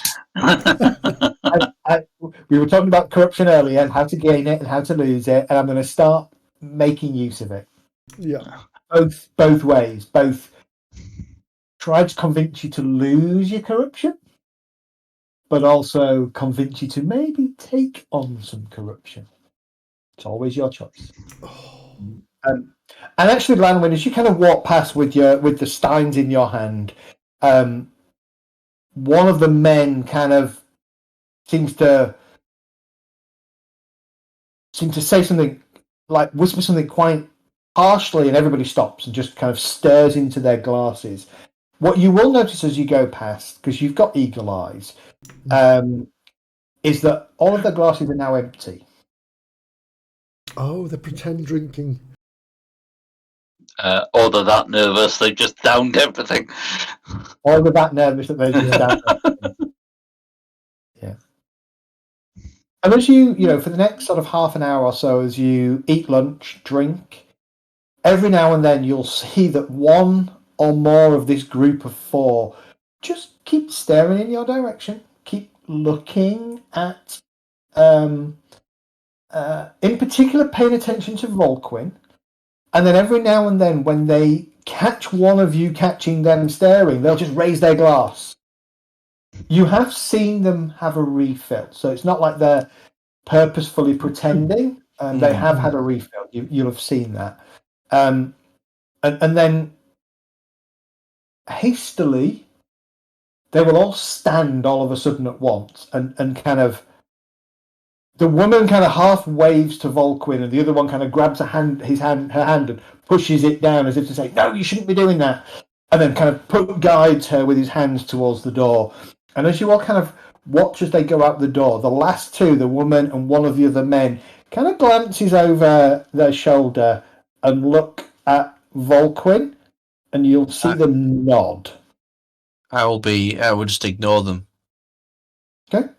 Definitely checking you out, Volquin. So what I'm doing is I'm eating and drinking. I'm giving the impression I'm completely ignoring them. Yeah. But I'm being perceptive and looking slightly to one side and looking at them. but not in a way that they would know that. That's what I'm trying to do anyway. All right. See. Make a roll. Yeah. As I'm kind of pointing out that these guys are definitely into Vulcan for some reason, I'm kind of seeing if there's any recognition in Vulcan of them. Give me a stealth rural test. Stealth test, not stealth rural, because stealth rural is countryside. You're not in countryside. You're in a town. You're in a building. Yeah, challenging, please. Okay. There's a couple of instances where you can't help yourself but look. Okay. In a slightly more obvious way, and the last one that Rembrandt will pick up on is you will track the girl as she kind of gets halfway across the common room to the door, and as you see her stop and start to look at you, quickly look down in your own glass as if to say, no, I wasn't looking at her, but kind of angling your head slightly so you can still look at her. It's not a look of recognition, Rembrandt, but it's a look of would I be fair in saying Vulcan's a little bit curious? What status do they look to be? From the dress? From their dress, probably silver. Okay. I'm saying not silver. What's Vulcan? I was going to say you're brass, aren't you? Yeah. Where's it? Oh, brass 2. In my Wednesday game, we've all just been appointed gold 3. Wow. Nice. Like, just appointed gold 3. Brilliant. Heroes. Gold 3 status. You too may one day get appointed gold 3. Just depends if we ever get there. Yeah. I would just Vulcan to disappear under the table when they weren't looking. When they look back, it's like, where's he gone? Oh, well, Vulcan. It would never have lasted. She might have wanted a bit of rough, I suppose, but I think she did want a bit of rough. But I'm a bit concerned about the guy. Well, actually, guys. There's 3 of them. Guys. 3 guys among the 3 guys, weren't there? At all points over the sort of 45 minutes while you're drinking, so the 30 minutes whilst you're all there, all 4 of them would have looked at Vulcan at some point. Specifically more Vulcan than anybody else. All of them at Vulcan specifically. So they know me from somewhere. They appear to, or think they do. Maybe I look like somebody that they know. You got any family, Vulcan? Are they still sitting there? That's a good question. I don't know. It's not my character sheet, so I don't know. Are they still sitting there, or they got up? No, they've gone. They've gone now. Oh, too late. I was going to talk to them. They definitely seem to know you from somewhere. You've not worked with them in the past in some form. I don't recognise them, so I have no idea who they are. Well, they know me. Maybe. What were they wearing? Just normal clothes. Fashionable, but not expensive clothes. Clothing befitting a silver status member of Altdorf. The strange thing is, Vulcan, that they were here before we arrived. So did they know you were coming here, or was it just happenstance? I think it's just happenstance. Yeah, they look a bit surprised. Well, that would mean they'd live around here, wouldn't it? They're not just, wandering around village to village looking or they're in a caravan. Vulcan. They could be part of one of the other caravans. Well, that'd be quite entertaining if they joined our caravan. Yeah, I'm not so sure. I hate to be distrustful of strangers, but yeah, we have made a bit of a rep for ourselves for helping out Altdorf military, haven't we? But then again, they're wearing Altdorf, so our rep wouldn't be ahead of us, would it? We've been making pretty good. Well, that's true. We're making pretty good time, haven't we, north? So yeah, but Andreas is ahead of us because he's paid for our meal at the last place. So True Wood enough. could have got ahead. I doubt Andreas is the kind of fella who'd ride from tavern to tavern singing our praises quite yet. We haven't finished the job. True. But what I meant was that people seem to be going at a faster rate than we are, so it's possible our Wood got ahead. We treated the surgeon. Maybe they passed word on and... Well, I don't think so, I doubt because it. they gave us a letter to go and get them supplies. Hang on, that's take true. this letter for us, and while you're doing that, we're going to send somebody forward to sing your praises. Yes. Yeah, But take the cash. Yeah, but have them. Yeah, that's a good point. Yeah, think of it that way. Huh. I think there's more to this, Vulcan. Yes, I do as well. I'm going to keep an eye out for them. Have you been getting drunk keep an eye out. and doing dalliances with people? I expect trouble. Either of them. Trouble at mill.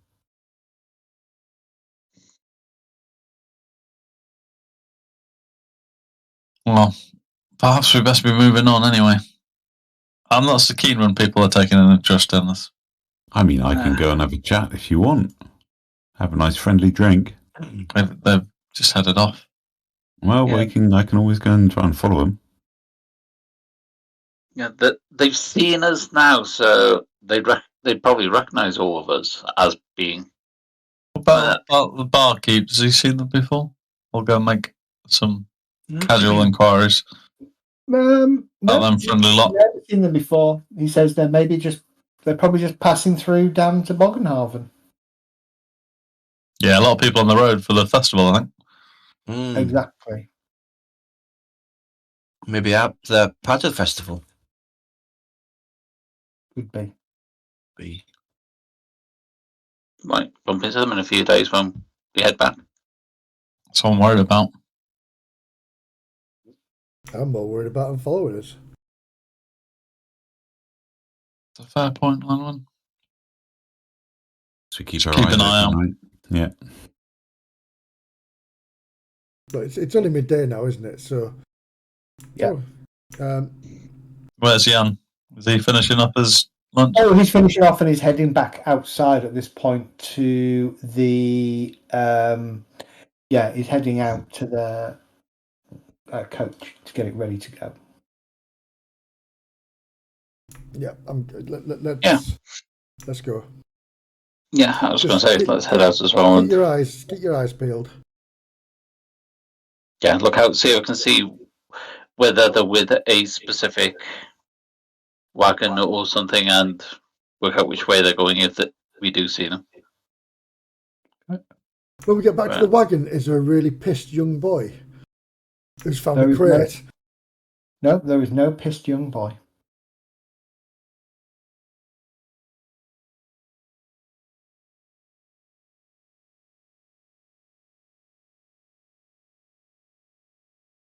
The wagon journey continues northwards, taking you to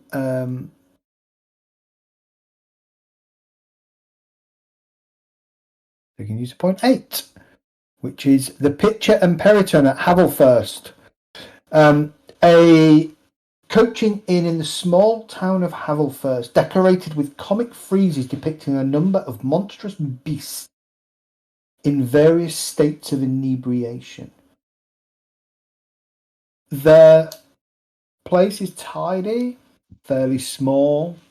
Again, common room is about the best place for you all to stay. Unless, of course, you do want to spend a few silver pieces per night in private rooms. But it's cozy. Average food, average ale. No, they don't seem to have any bugmans for those of you who've got a taste for it. The other party's not here. No. Is that bitchy? It looks like you, Ella.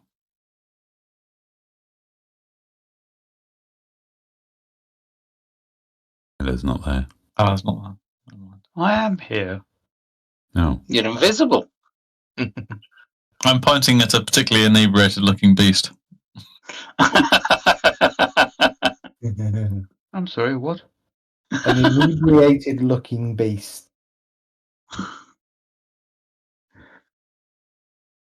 Don't worry, Ella. I'm just poking a little fun. You took the bug ones better than us a couple of nights ago. I'll tell you that. I don't even remember. Night passes uneventful. You wake the following morning. Jan, ready. Didn't seem to partake too much of the alcohol. He's still a bit blurry-eyed. You get a sense that he probably downs 3 or 4 pints every night. Some nights he has stronger ale than others, and some nights he's worse for wear because of it. He sets off, taking you out of the small town of Havelfirst, out onto the road. You continue to head northwards. You come to a corner in the road. You've been on the road for about an hour or so, and you kind of starting to pass a little bit through some various sort of mixed terrain, a bit of woodland, a little bit lumpy and bumpy in terms of being able to see clearly. And ahead, the road is kind of turning a corner, heading to your right. As you come to the corner in the road, you hear a disturbance ahead of you. The weeping and rasping war cries given in a savage tongue, shouts of alarm and agony.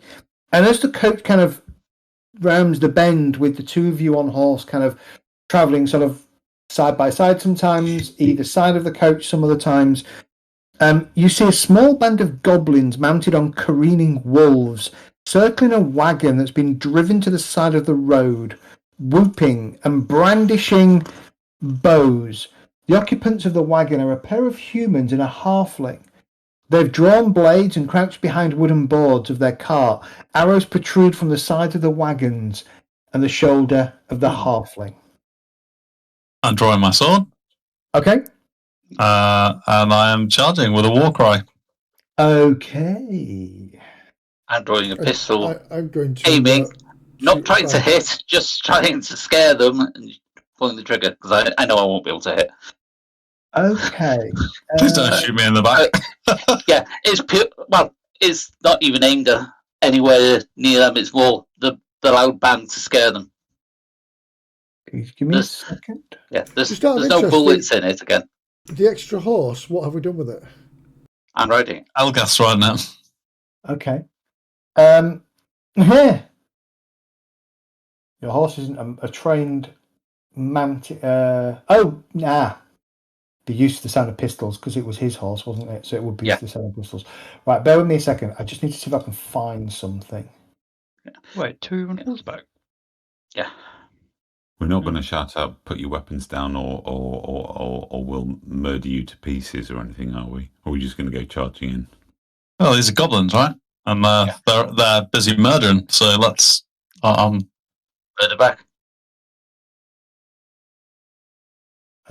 Or at least scare them off. Yeah, I'm not putting bullets in them these pistols until I know how to use the damn things. But I'll put powder in just to scare. What could possibly go wrong? I could shoot myself or the horse. Or he might put too much powder in and blow himself up. No, that's a possibility as well. Wait, you don't have skilled pistols? No. Not for another 30 experience now. Do you have skilled horse ride? Not for another 30 experience now. See, I've got a horse. I have horse riding skills. Yeah, you keep saying that you're going up on top, so I've been riding it, so it's not being tied behind. You had the option, but you never took it up. I didn't realise you had it. God. I've got riding skill. Yeah, fair enough. Everybody has ride, but unless you have an advance in it, it's not. You can't do anything other than. It's not combat riding. It's you can stay in the saddle on a road. Yeah, I've got advance in mine. I will have in this experience. Well, 30 something several and the Rough Rider talent. So yeah. I apologise. I'm a little bit. All of a sudden, I'm a little bit unprepared, and I don't know why. Maybe I didn't think you were going to get this far. So give me 30 seconds. Yeah, no worries. Or a little bit longer than 30 seconds. Talk amongst yourselves. Did you have a nice time at the market? Yeah, bought some bullets and powder. I'm going to be readying my bow to take a shot anyway. At me or Why would I the shoot goblins? you? I'll be shooting the goblins. The beast is Because I'm on the attacking horse, I people. just assumed that you were after the horse. So What? How do you put a point in that? I don't get how you get that. Something you're not actually. because you looked upset that I'm riding the horse and you're No, not. I didn't realise we had the horse. Yeah. What was that, Dart? How'd you put a point in? Something you're not actually on your got the plus thing next to. You spend 200 XP. Whoa. No, you spend not 200 XP. It's double. But how do you? So the automation doesn't assume you're going to do that. So it gets a little bit tricky and I'll have to do it for you. It's not a career skill. Well, it depends how many. Every 5. If you've got no, yeah, if you've not got any ranks, it depends on the cost. How many ranks you've got in it as to how much it costs. Well, if you don't have any advances in it at all, it would be the basic one, wouldn't it? Yeah, that's 10, I think. That would be 20. Yeah. 1 point. For 1 point. And depending on the skill, you'd need to find someone to teach you how to do it. For the advanced skills and things. But you can just ask Anwin teach you how to ride. Yeah. Like I've been teaching him how to read for the talent. He's going to buy the talent at some point and learn how to read. Oh, for God's sake. It's one of those, between missions, you can do different things. That's how you can learn skills that aren't your career. But you need to find someone to train you, and then it costs money as well as the XP to train it. I just have to do. It's driving me mad. This, sorry, it's.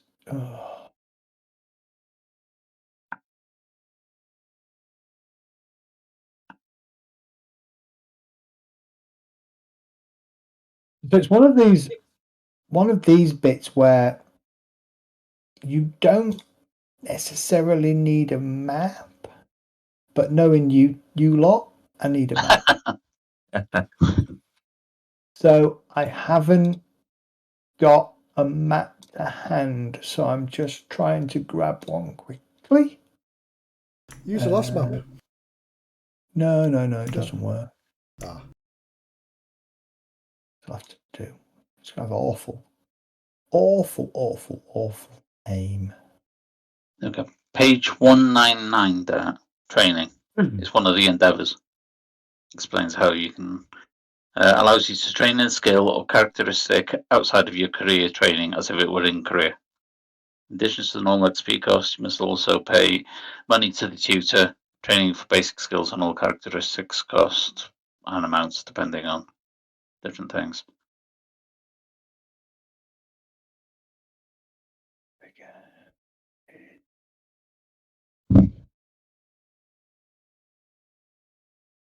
Bang on. Bang on. All right, give me a second. NPCs, we want. Jesus Christ, we don't want that, do we? I'll throw in a troll for you there. Okay.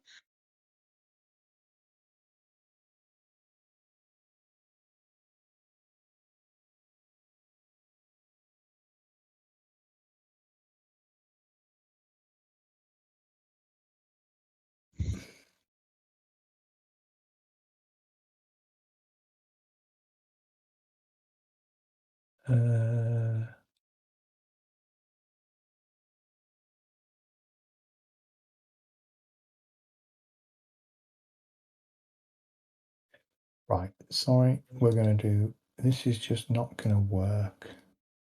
Do this by that, I think. Yeah. It's a little bit worrying when you have a revenue inspector who mistakes an ambulance for a bus. What? Yep. What? I've just received a message from one of my guys just saying, I'm a little bit worried about our revenue inspector. He's just mistaken an ambulance for a bus. Oh my god. Response was how? Literally no idea. Maybe it had more than 2 people in it, and I thought, oh, it must be a bus. Maybe. About the flashing lights. Well, they might not have been flashing, to be fair. They're not always flashing. But it's the fact that it's not the size of a bus and it's a different colour. And it says ambulance on the side. Oh, It depends what kind of ambulance it is. It could be like just the people mover, right, rather than like Could the be one that looks like a emergency van. services. No, it's a full-on proper emergency ambulance. Then they're idiots. Yeah. I will be taking the piss out of him when I see him. What did you do again, by the way? That's a good question. I ask myself on a very regular basis.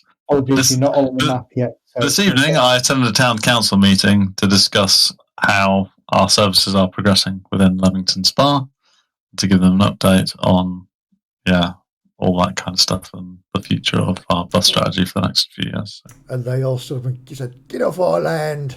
A little bit. A little bit, yeah. No, one of them was on about, can you increase the frequency of service around this village? And I'm just like, it takes barely 7 passengers a day. Yeah. So no, and I had to say that really diplomatically. Yeah. It's ridiculous. Yeah, Everybody cries, "Oh, we'll use the bus." Will you? And then you put a bus on, and nobody uses it. No, yeah, but we'll support it. No, you won't. No, you won't. Not unless you each want to pay £200 a ticket. Yeah. All right. You're more than welcome to do. Yeah, but just jump into your phone before we go. It took a little bit longer than I wanted it to do, but we have a map. Oh, Nice. it's a very nice map. They got a spa in it because it's got spa in the name. Leamington. It's a very nice map. It's Royal Leamington Spa, I'll have you know. Don't you have some dodgy water there? There's dodgy water everywhere. Look, we even have giant wolves. Oh, shit. Are they being ridden, sorry? They are being ridden by goblins, yes. That's up north somewhere. All right, so as you come around the corner, that's effectively... I just want to move... you guys are probably... I love wolfies. Doggies. There we go. Sorry, it took me a little bit longer than I wanted it to do, but that's effectively what you see as you come around the corner. So, are they being ridden by goblins then, these wolves? They are being ridden by goblins. Big goblins, wolf riders. Yes, and as you kind of the coach comes round and you start to kind of see Yang kind of yanks on the reins and starts to pull the wagon down, and the 3 goblins here at the front all twisting their thing and aim bows at the lot of you. So if you want to, let's go to initiative. How do I? Click on your token, right click, and the I mean, when he said goblins, he didn't say goblins and 5 giant wolves, did he? I did. I said, as you turn around the bend, you see a small band of goblins mounted on careening wolves. And you said you're You going to did charge mention them. the wolves. Did you say giant wolves? Wait, was that 90? Tiny detail. The little baby I wolves reckon on the backs of I'd have goblins. half a chance against a wolf. You know, if I knew and was prepared and had a weapon. Giant wolf, i.e., wolf the size of a horse. Oh, fuck that, I'm out. Yeah, what would But here we go. giant wolves? They're just Yeah, normal where's your wolves. lance? Don't have a lance. You've been practicing in Conan, so you should be an expert in this game. Very true. You haven't rolled initiative yet, Rembrandt. Are you refusing to roll initiative? I'm not. I thought I had. There you go. Rolled again anyway. Yeah, all right. So I had to try 5 Langwin. times. Get moving. Langwin, what do you want to do? I'm going to be knocking an arrow and firing at the closest thing to me. Go for it. Assuming That's me. in the sense of wolves versus No, goblins. it's me. I'm sitting next to you on the. Oh, yeah. I would just target the goblins for the moment. You sure I was going to target a wolf, to be fair, but I will. Yeah, target the goblins. It's behind the token's behind it.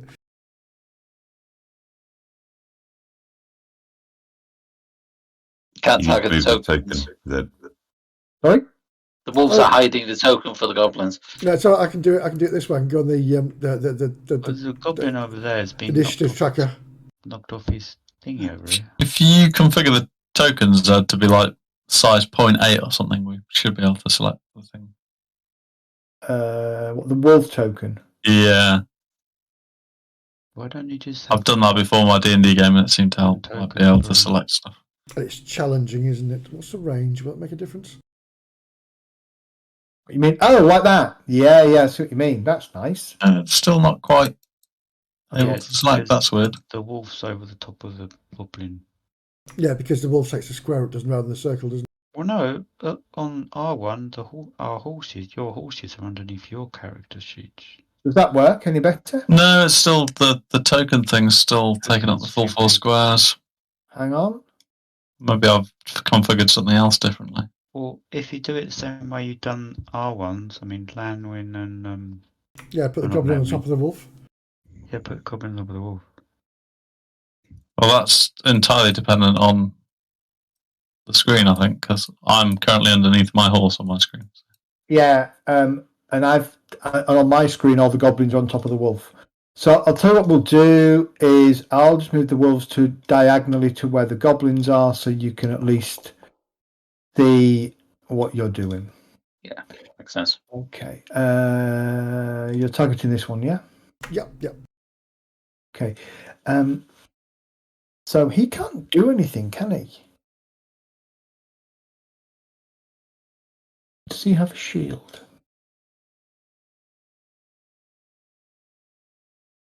No.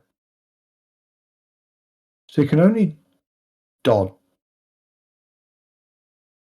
I don't think you can. He can only dodge at point blank range. Only dodge at point blank range, which means he can't actually do anything, can he? Because he doesn't have a shield. Okay. All right. You're going to win against the Twisted Goblin by 1 success level for 6 damage. So I'm going to apply the damage, and that should give you 1 advantage. Your arrow slams into the goblin. It screeches in goblin. Okay. This one.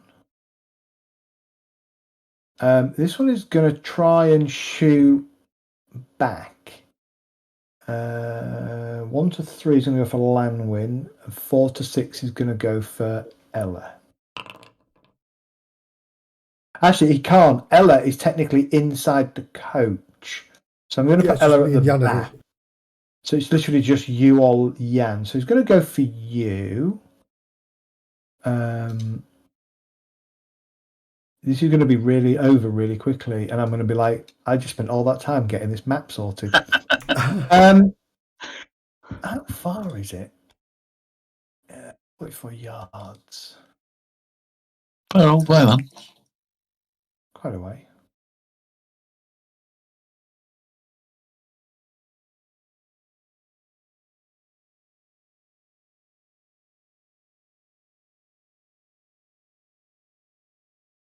Madness, this thing. Well, strictly speaking, my range is 20 yards. I shouldn't have been able to hit that one then, should I?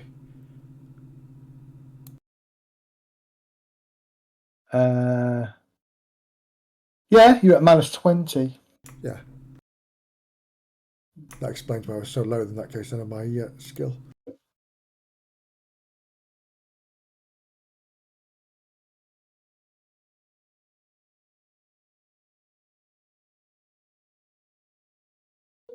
Okay. Arrow looses the arrow, and you watch as it kind of sails and just kind of hits the dirt in front of the horses. One of the horses kind of snickers and rears back a little bit out of a little bit of surprise. At that point, he's going to go and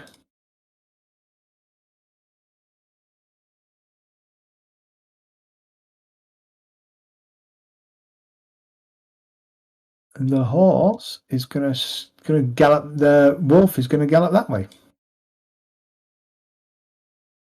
Okay, you're inside. You hear a cry from the inside, from the outside, and you feel the coach come to a rather abrupt stop.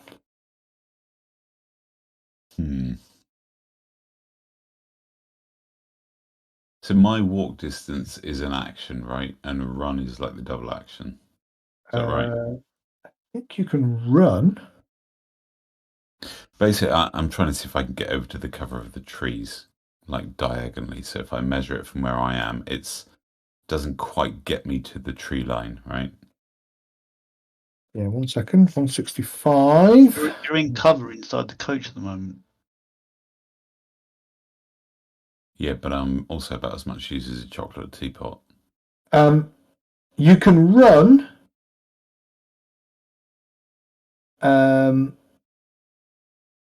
Yes, you can run up to whatever your run speed is as a move action, not as a sprint. And I think sprint doubles your move then, doesn't it?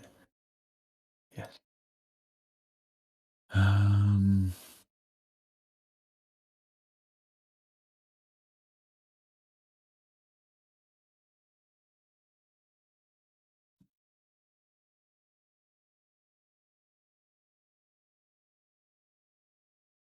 Fuck all I can do that's any use. I'm rubbish in combat situations. I think we all Says are the at the moment, Troll 'cause it's just ranged at the moment, isn't it? Oh, actually, no. So, so you can move up to your run, or you can sprint, and then that would take your action, and you take your run movement plus however many success levels you get in an average athletics test. And if I run to so that trees, will the trees provide cover?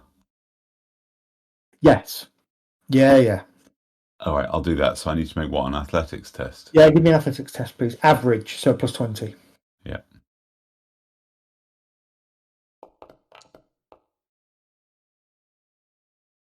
So you can run 17 yards. Call it 18 yards because this is 2 squares. So it gets to the trees. Does it? Oh, there, yeah. Oh, that's 20. 18. There's 18, yeah. I think it gets you to the edge of the trees, so that's fine. All right, okay, I'll do that. I'll just kind of move up over there somewhere. You get yourself into the edge of the trees. No worries. That's effectively your action and everything. Yep. I'm done, right? That's all I can do. This goblin. Actually, this goblin is the same, actually. I think if I do.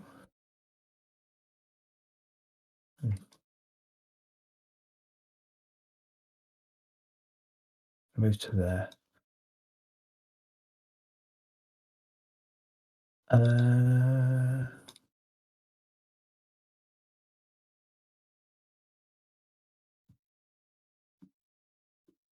Move to there. Okay. The goblins seem to be heading for the trees themselves. Elgast. And these rocks that are here, can we see over them, or are they blocking line of sight? I would say they're blocking sight. Fine. In which case, can't move the horse, so I'll move me. So I'm riding to about there. Okay, give me a ride roll, please. Okay. I'm not charging, I'm just riding forward. Yeah. Move the wagon for a second. Riding, challenging.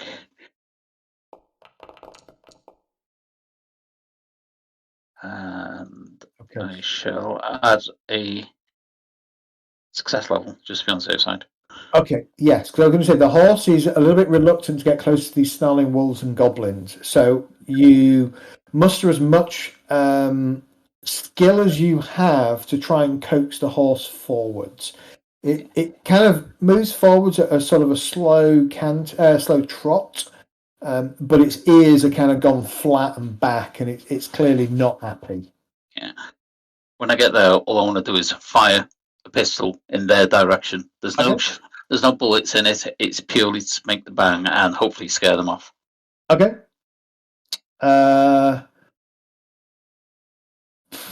Intimidate, maybe? No, it's a cool test. It's a cool test. It's average cool test. So it's an average cool test, or they get broken. Closest goblin, right? Or is it? No, it's just the closest, right? I think it's whoever you aim at type thing. So probably the goblin and the wolf. Yeah. Cool is keyed off willpower. I think so. Cool willpower, yeah. Willpower. Average, yeah. Yeah. So plus 20. I remember reading that. So he's going to get.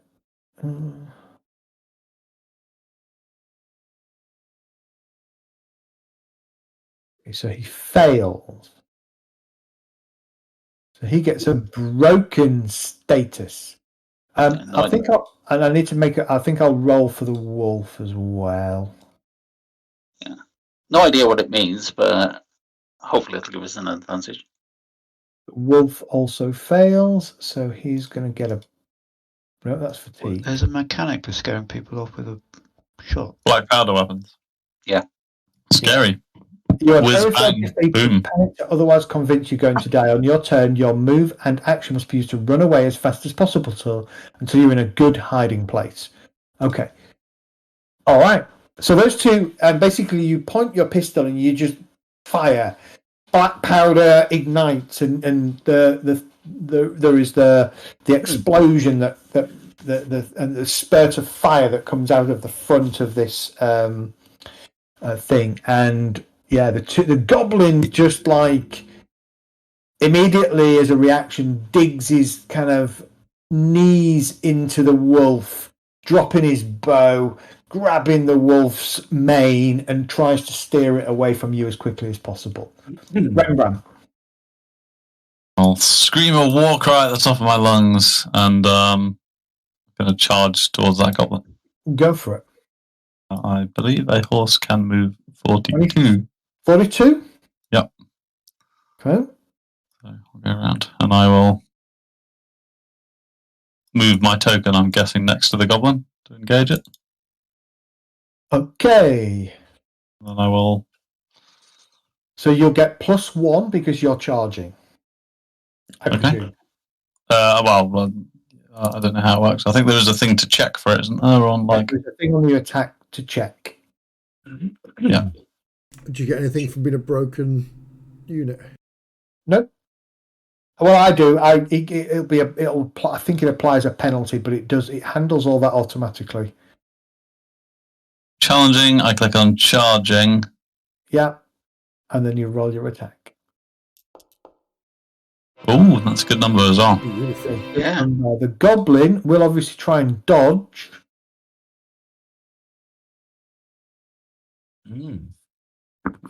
Fails miserably.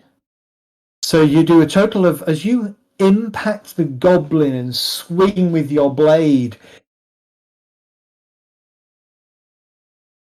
Oh, critical. Roll the critical table with a +60. Oh, holy crap. Oh, wow. 128. What happened? I don't know. It's just torn apart, which sounds bad. Yeah, oh my God. Roll phrase. How do you want to do this? Well, I presume as it kind of digs its knees in and pulls back, I come screaming past Elgast and just literally swipe my sword straight through its chest, taking it in half. Yeah, and as that happens, the wolf basically bolts away from you with the lower half of the goblin still knees dug in. And the top half of the goblin, with a very surprised look on the goblin's face, kind of just and hits the floor. So the wolf is covered in blood with a blood trail running behind it. Yeah. Nice. Happy with that. Well, that's the end of my turn. That's a good opener. Yeah. Enjoyed there that. There you go, Lanwin. Immediately, he is going to go. Lanwin's got some wolf mounts here if you want some. Okay. You can ride. Red. Ella, did you want to do anything? Nope, I'm staying in the coach because I can't do anything. Okay. No point, it's all mounted combat. Did you want to do anything? Yeah, what I'd like to do is I would like to scramble up onto the top of the coach. Give me an athletics check. Let me just see if I can do that. Athletics. This is a challenging, yep. Yep. So let's see what we get. Nice. Yeah, Okay. you get out. You basically kick open the carriage door, reach up, and basically pull yourself up like a full-on. Can I do like a Dukes of Hazzard where I clamber out through the window and then climb up? Yeah, of course you can. Yeah. And then once I'm on top of the roof, I'm gonna get me shot already. Yeah. Would you allow me to have a shot? Or is it too much? Yeah, give you a shot. Yep. So you're going to be at long range, so. Oh yeah, it's okay. Yeah. Okay. Well, I can. Let's just. See I would say from the top of the coach, you can probably see over the rocks just about. Okay. I will try and target this particular one. Okay. And then I've selected it, and then combat, and then let's go for the short bow. Bit challenging. You'll have a bunch of penalties because it should understand distance. Okay, well, yeah. So I'm going to miss. I'm going to miss with that. Does it automatically remove the arrow from my inventory? Yes. Ah, right, good. Yeah, if you click on, you see where you've got the circle. Oh, I see. Yes. Yes, I've got 11 left. Yeah, if you look at on your character, on your attack tab, there's a 1 in a circle, and that represents the effects that are applying to that round. If you hover over it, it says range, long range, -20. So that's why you were down. That's okay. You were down at 15. Yeah. Okay, you lose an arrow, and it probably hits the rock because you're just kind of seeing the head of the goblin at the moment, and you watch as.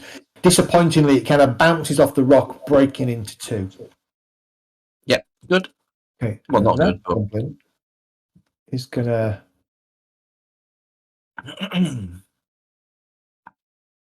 To there as well. Okay.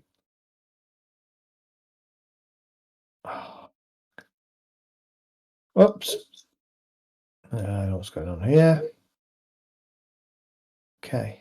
All right. At that point, you hear a bunch of get out of here, you nasty green skins, from the coach in front of you. Okay, so I'm going to ask you a question. The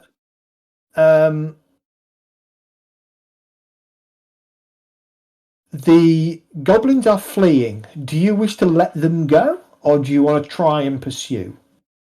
Well, I'm going to be telling Jan to take our coach closer to the other coach. Okay. What about the rest of you? I just want to know whether I'm not chasing. I'm heading over to look at survivors. Anybody else going to do the same or check? Yeah, I will jump off the. Sorry. Go on. No, after you, mate. I was going to say I was going to jump off the coach and I would go and investigate this other coach. Okay. I will probably chase slightly, but pull up around about here. Okay. If they're still fleeing, just to kind of see them off. All right, let's play this then. So you're going to move the coach forwards. I'll be on it though, won't I? Yeah, you're on the back of it. So there we go. So just move yourself up to represent. Why have you got 2 of you on here now? Because I was already on there. No, not you. Sorry, Dad, I didn't mean that like that. I meant for some reason I could see 2 land wins. Okay, so that would be that. So this goblin. Oh, sorry, I moved out of initiative time. Yeah, no, don't worry about it. You're gonna. Yeah, okay. This goblin and his wolf are gonna get. They're gonna try and get off the map. Actually, what's its athletic skill?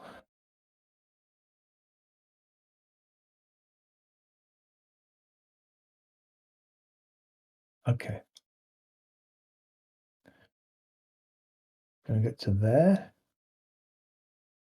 With this goblin on his back.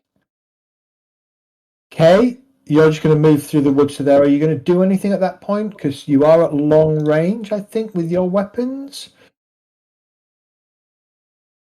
I'm not going to be firing any arrows. Okay. No, I'm looking at Kay. Are you going to? Yeah, I'm looking at Kay more than anything. Are you just going to move through the woods and keep an eye on things, the trees? Sorry, or are you going to take a shot? Guy. Sorry, I didn't realise I was muted. No, I'm going to kind of climb a tree and keep an eye out from where I am. Climb a tree and keep an eye out. No problem. Okay, so he's going to get to there.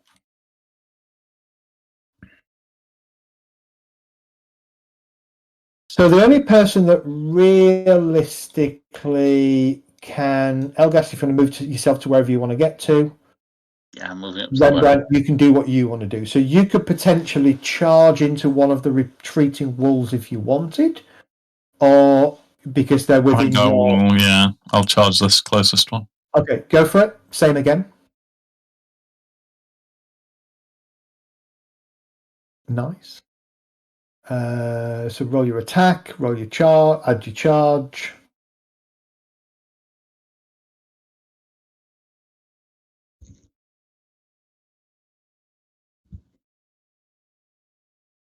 Challenging, yeah, there we go.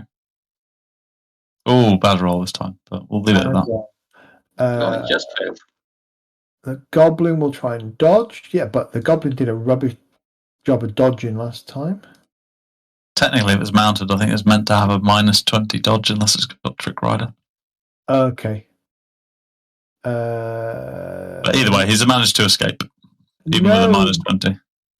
Well, no, 37. That would give him -1 success. You're on -1 success. Oh yeah, defender beats, doesn't it? So yeah, he would get away from you. That's all right.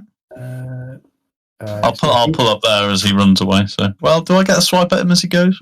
Yeah, you would.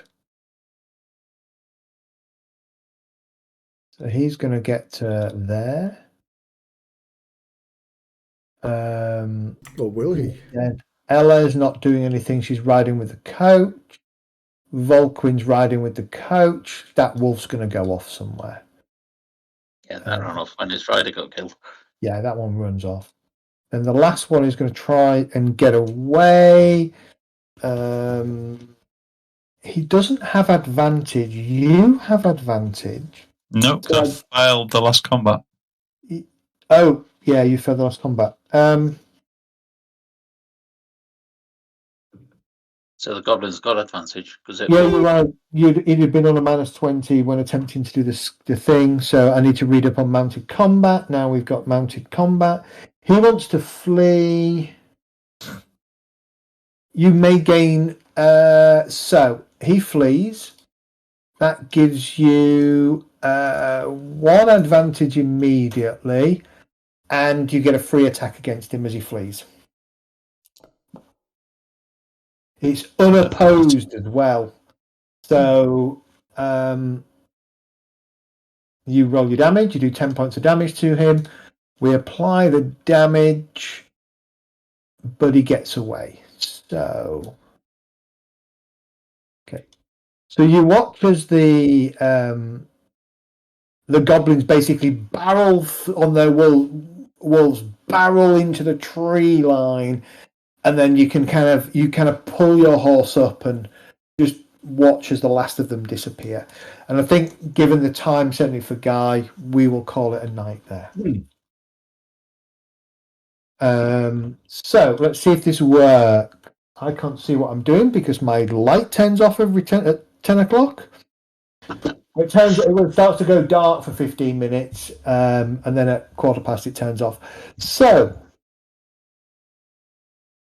You all gained.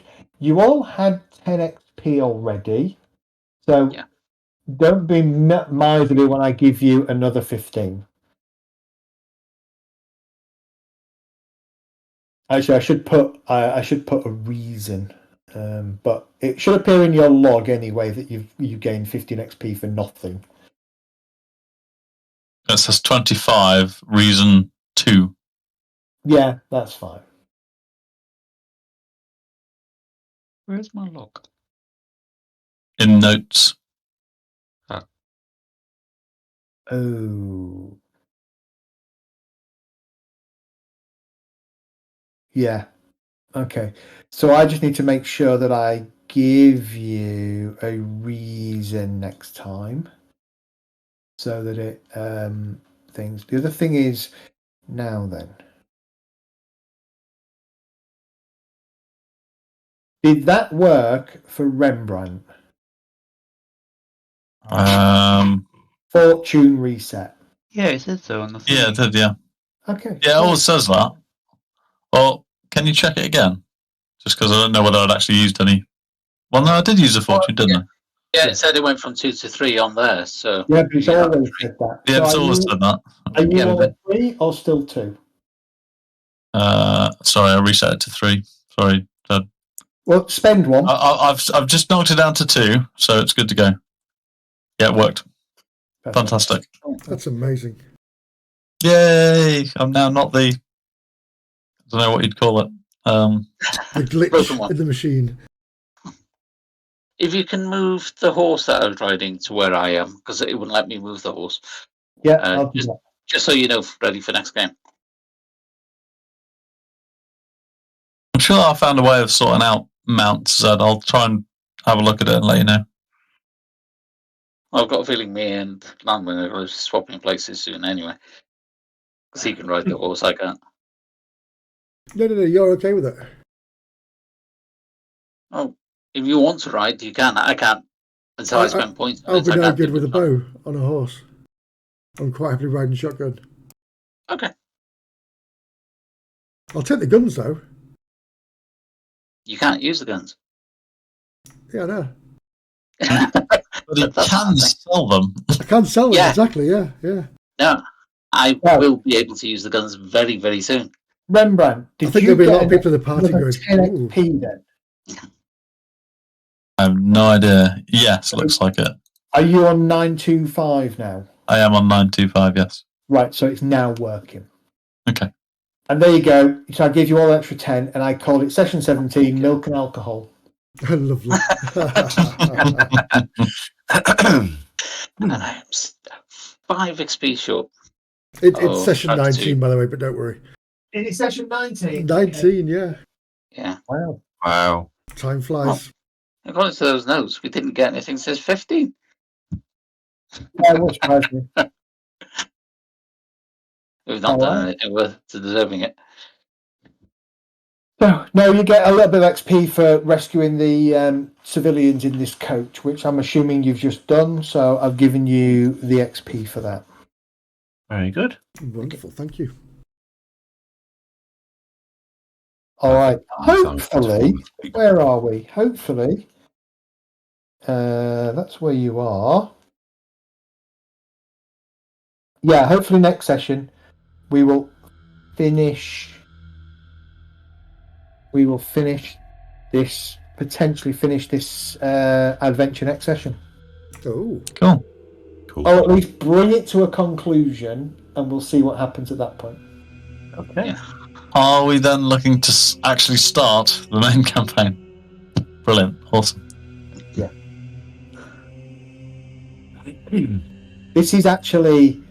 This particular one is designed to take you to where you need to be to start the main campaign. Oh, okay. Being Altdorf.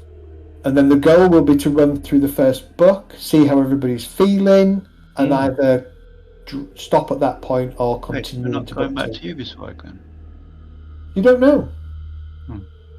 As I say, I'm not saying where you're going. I'm just saying this is designed to get you in the right place at the right time to start the campaign. I've got money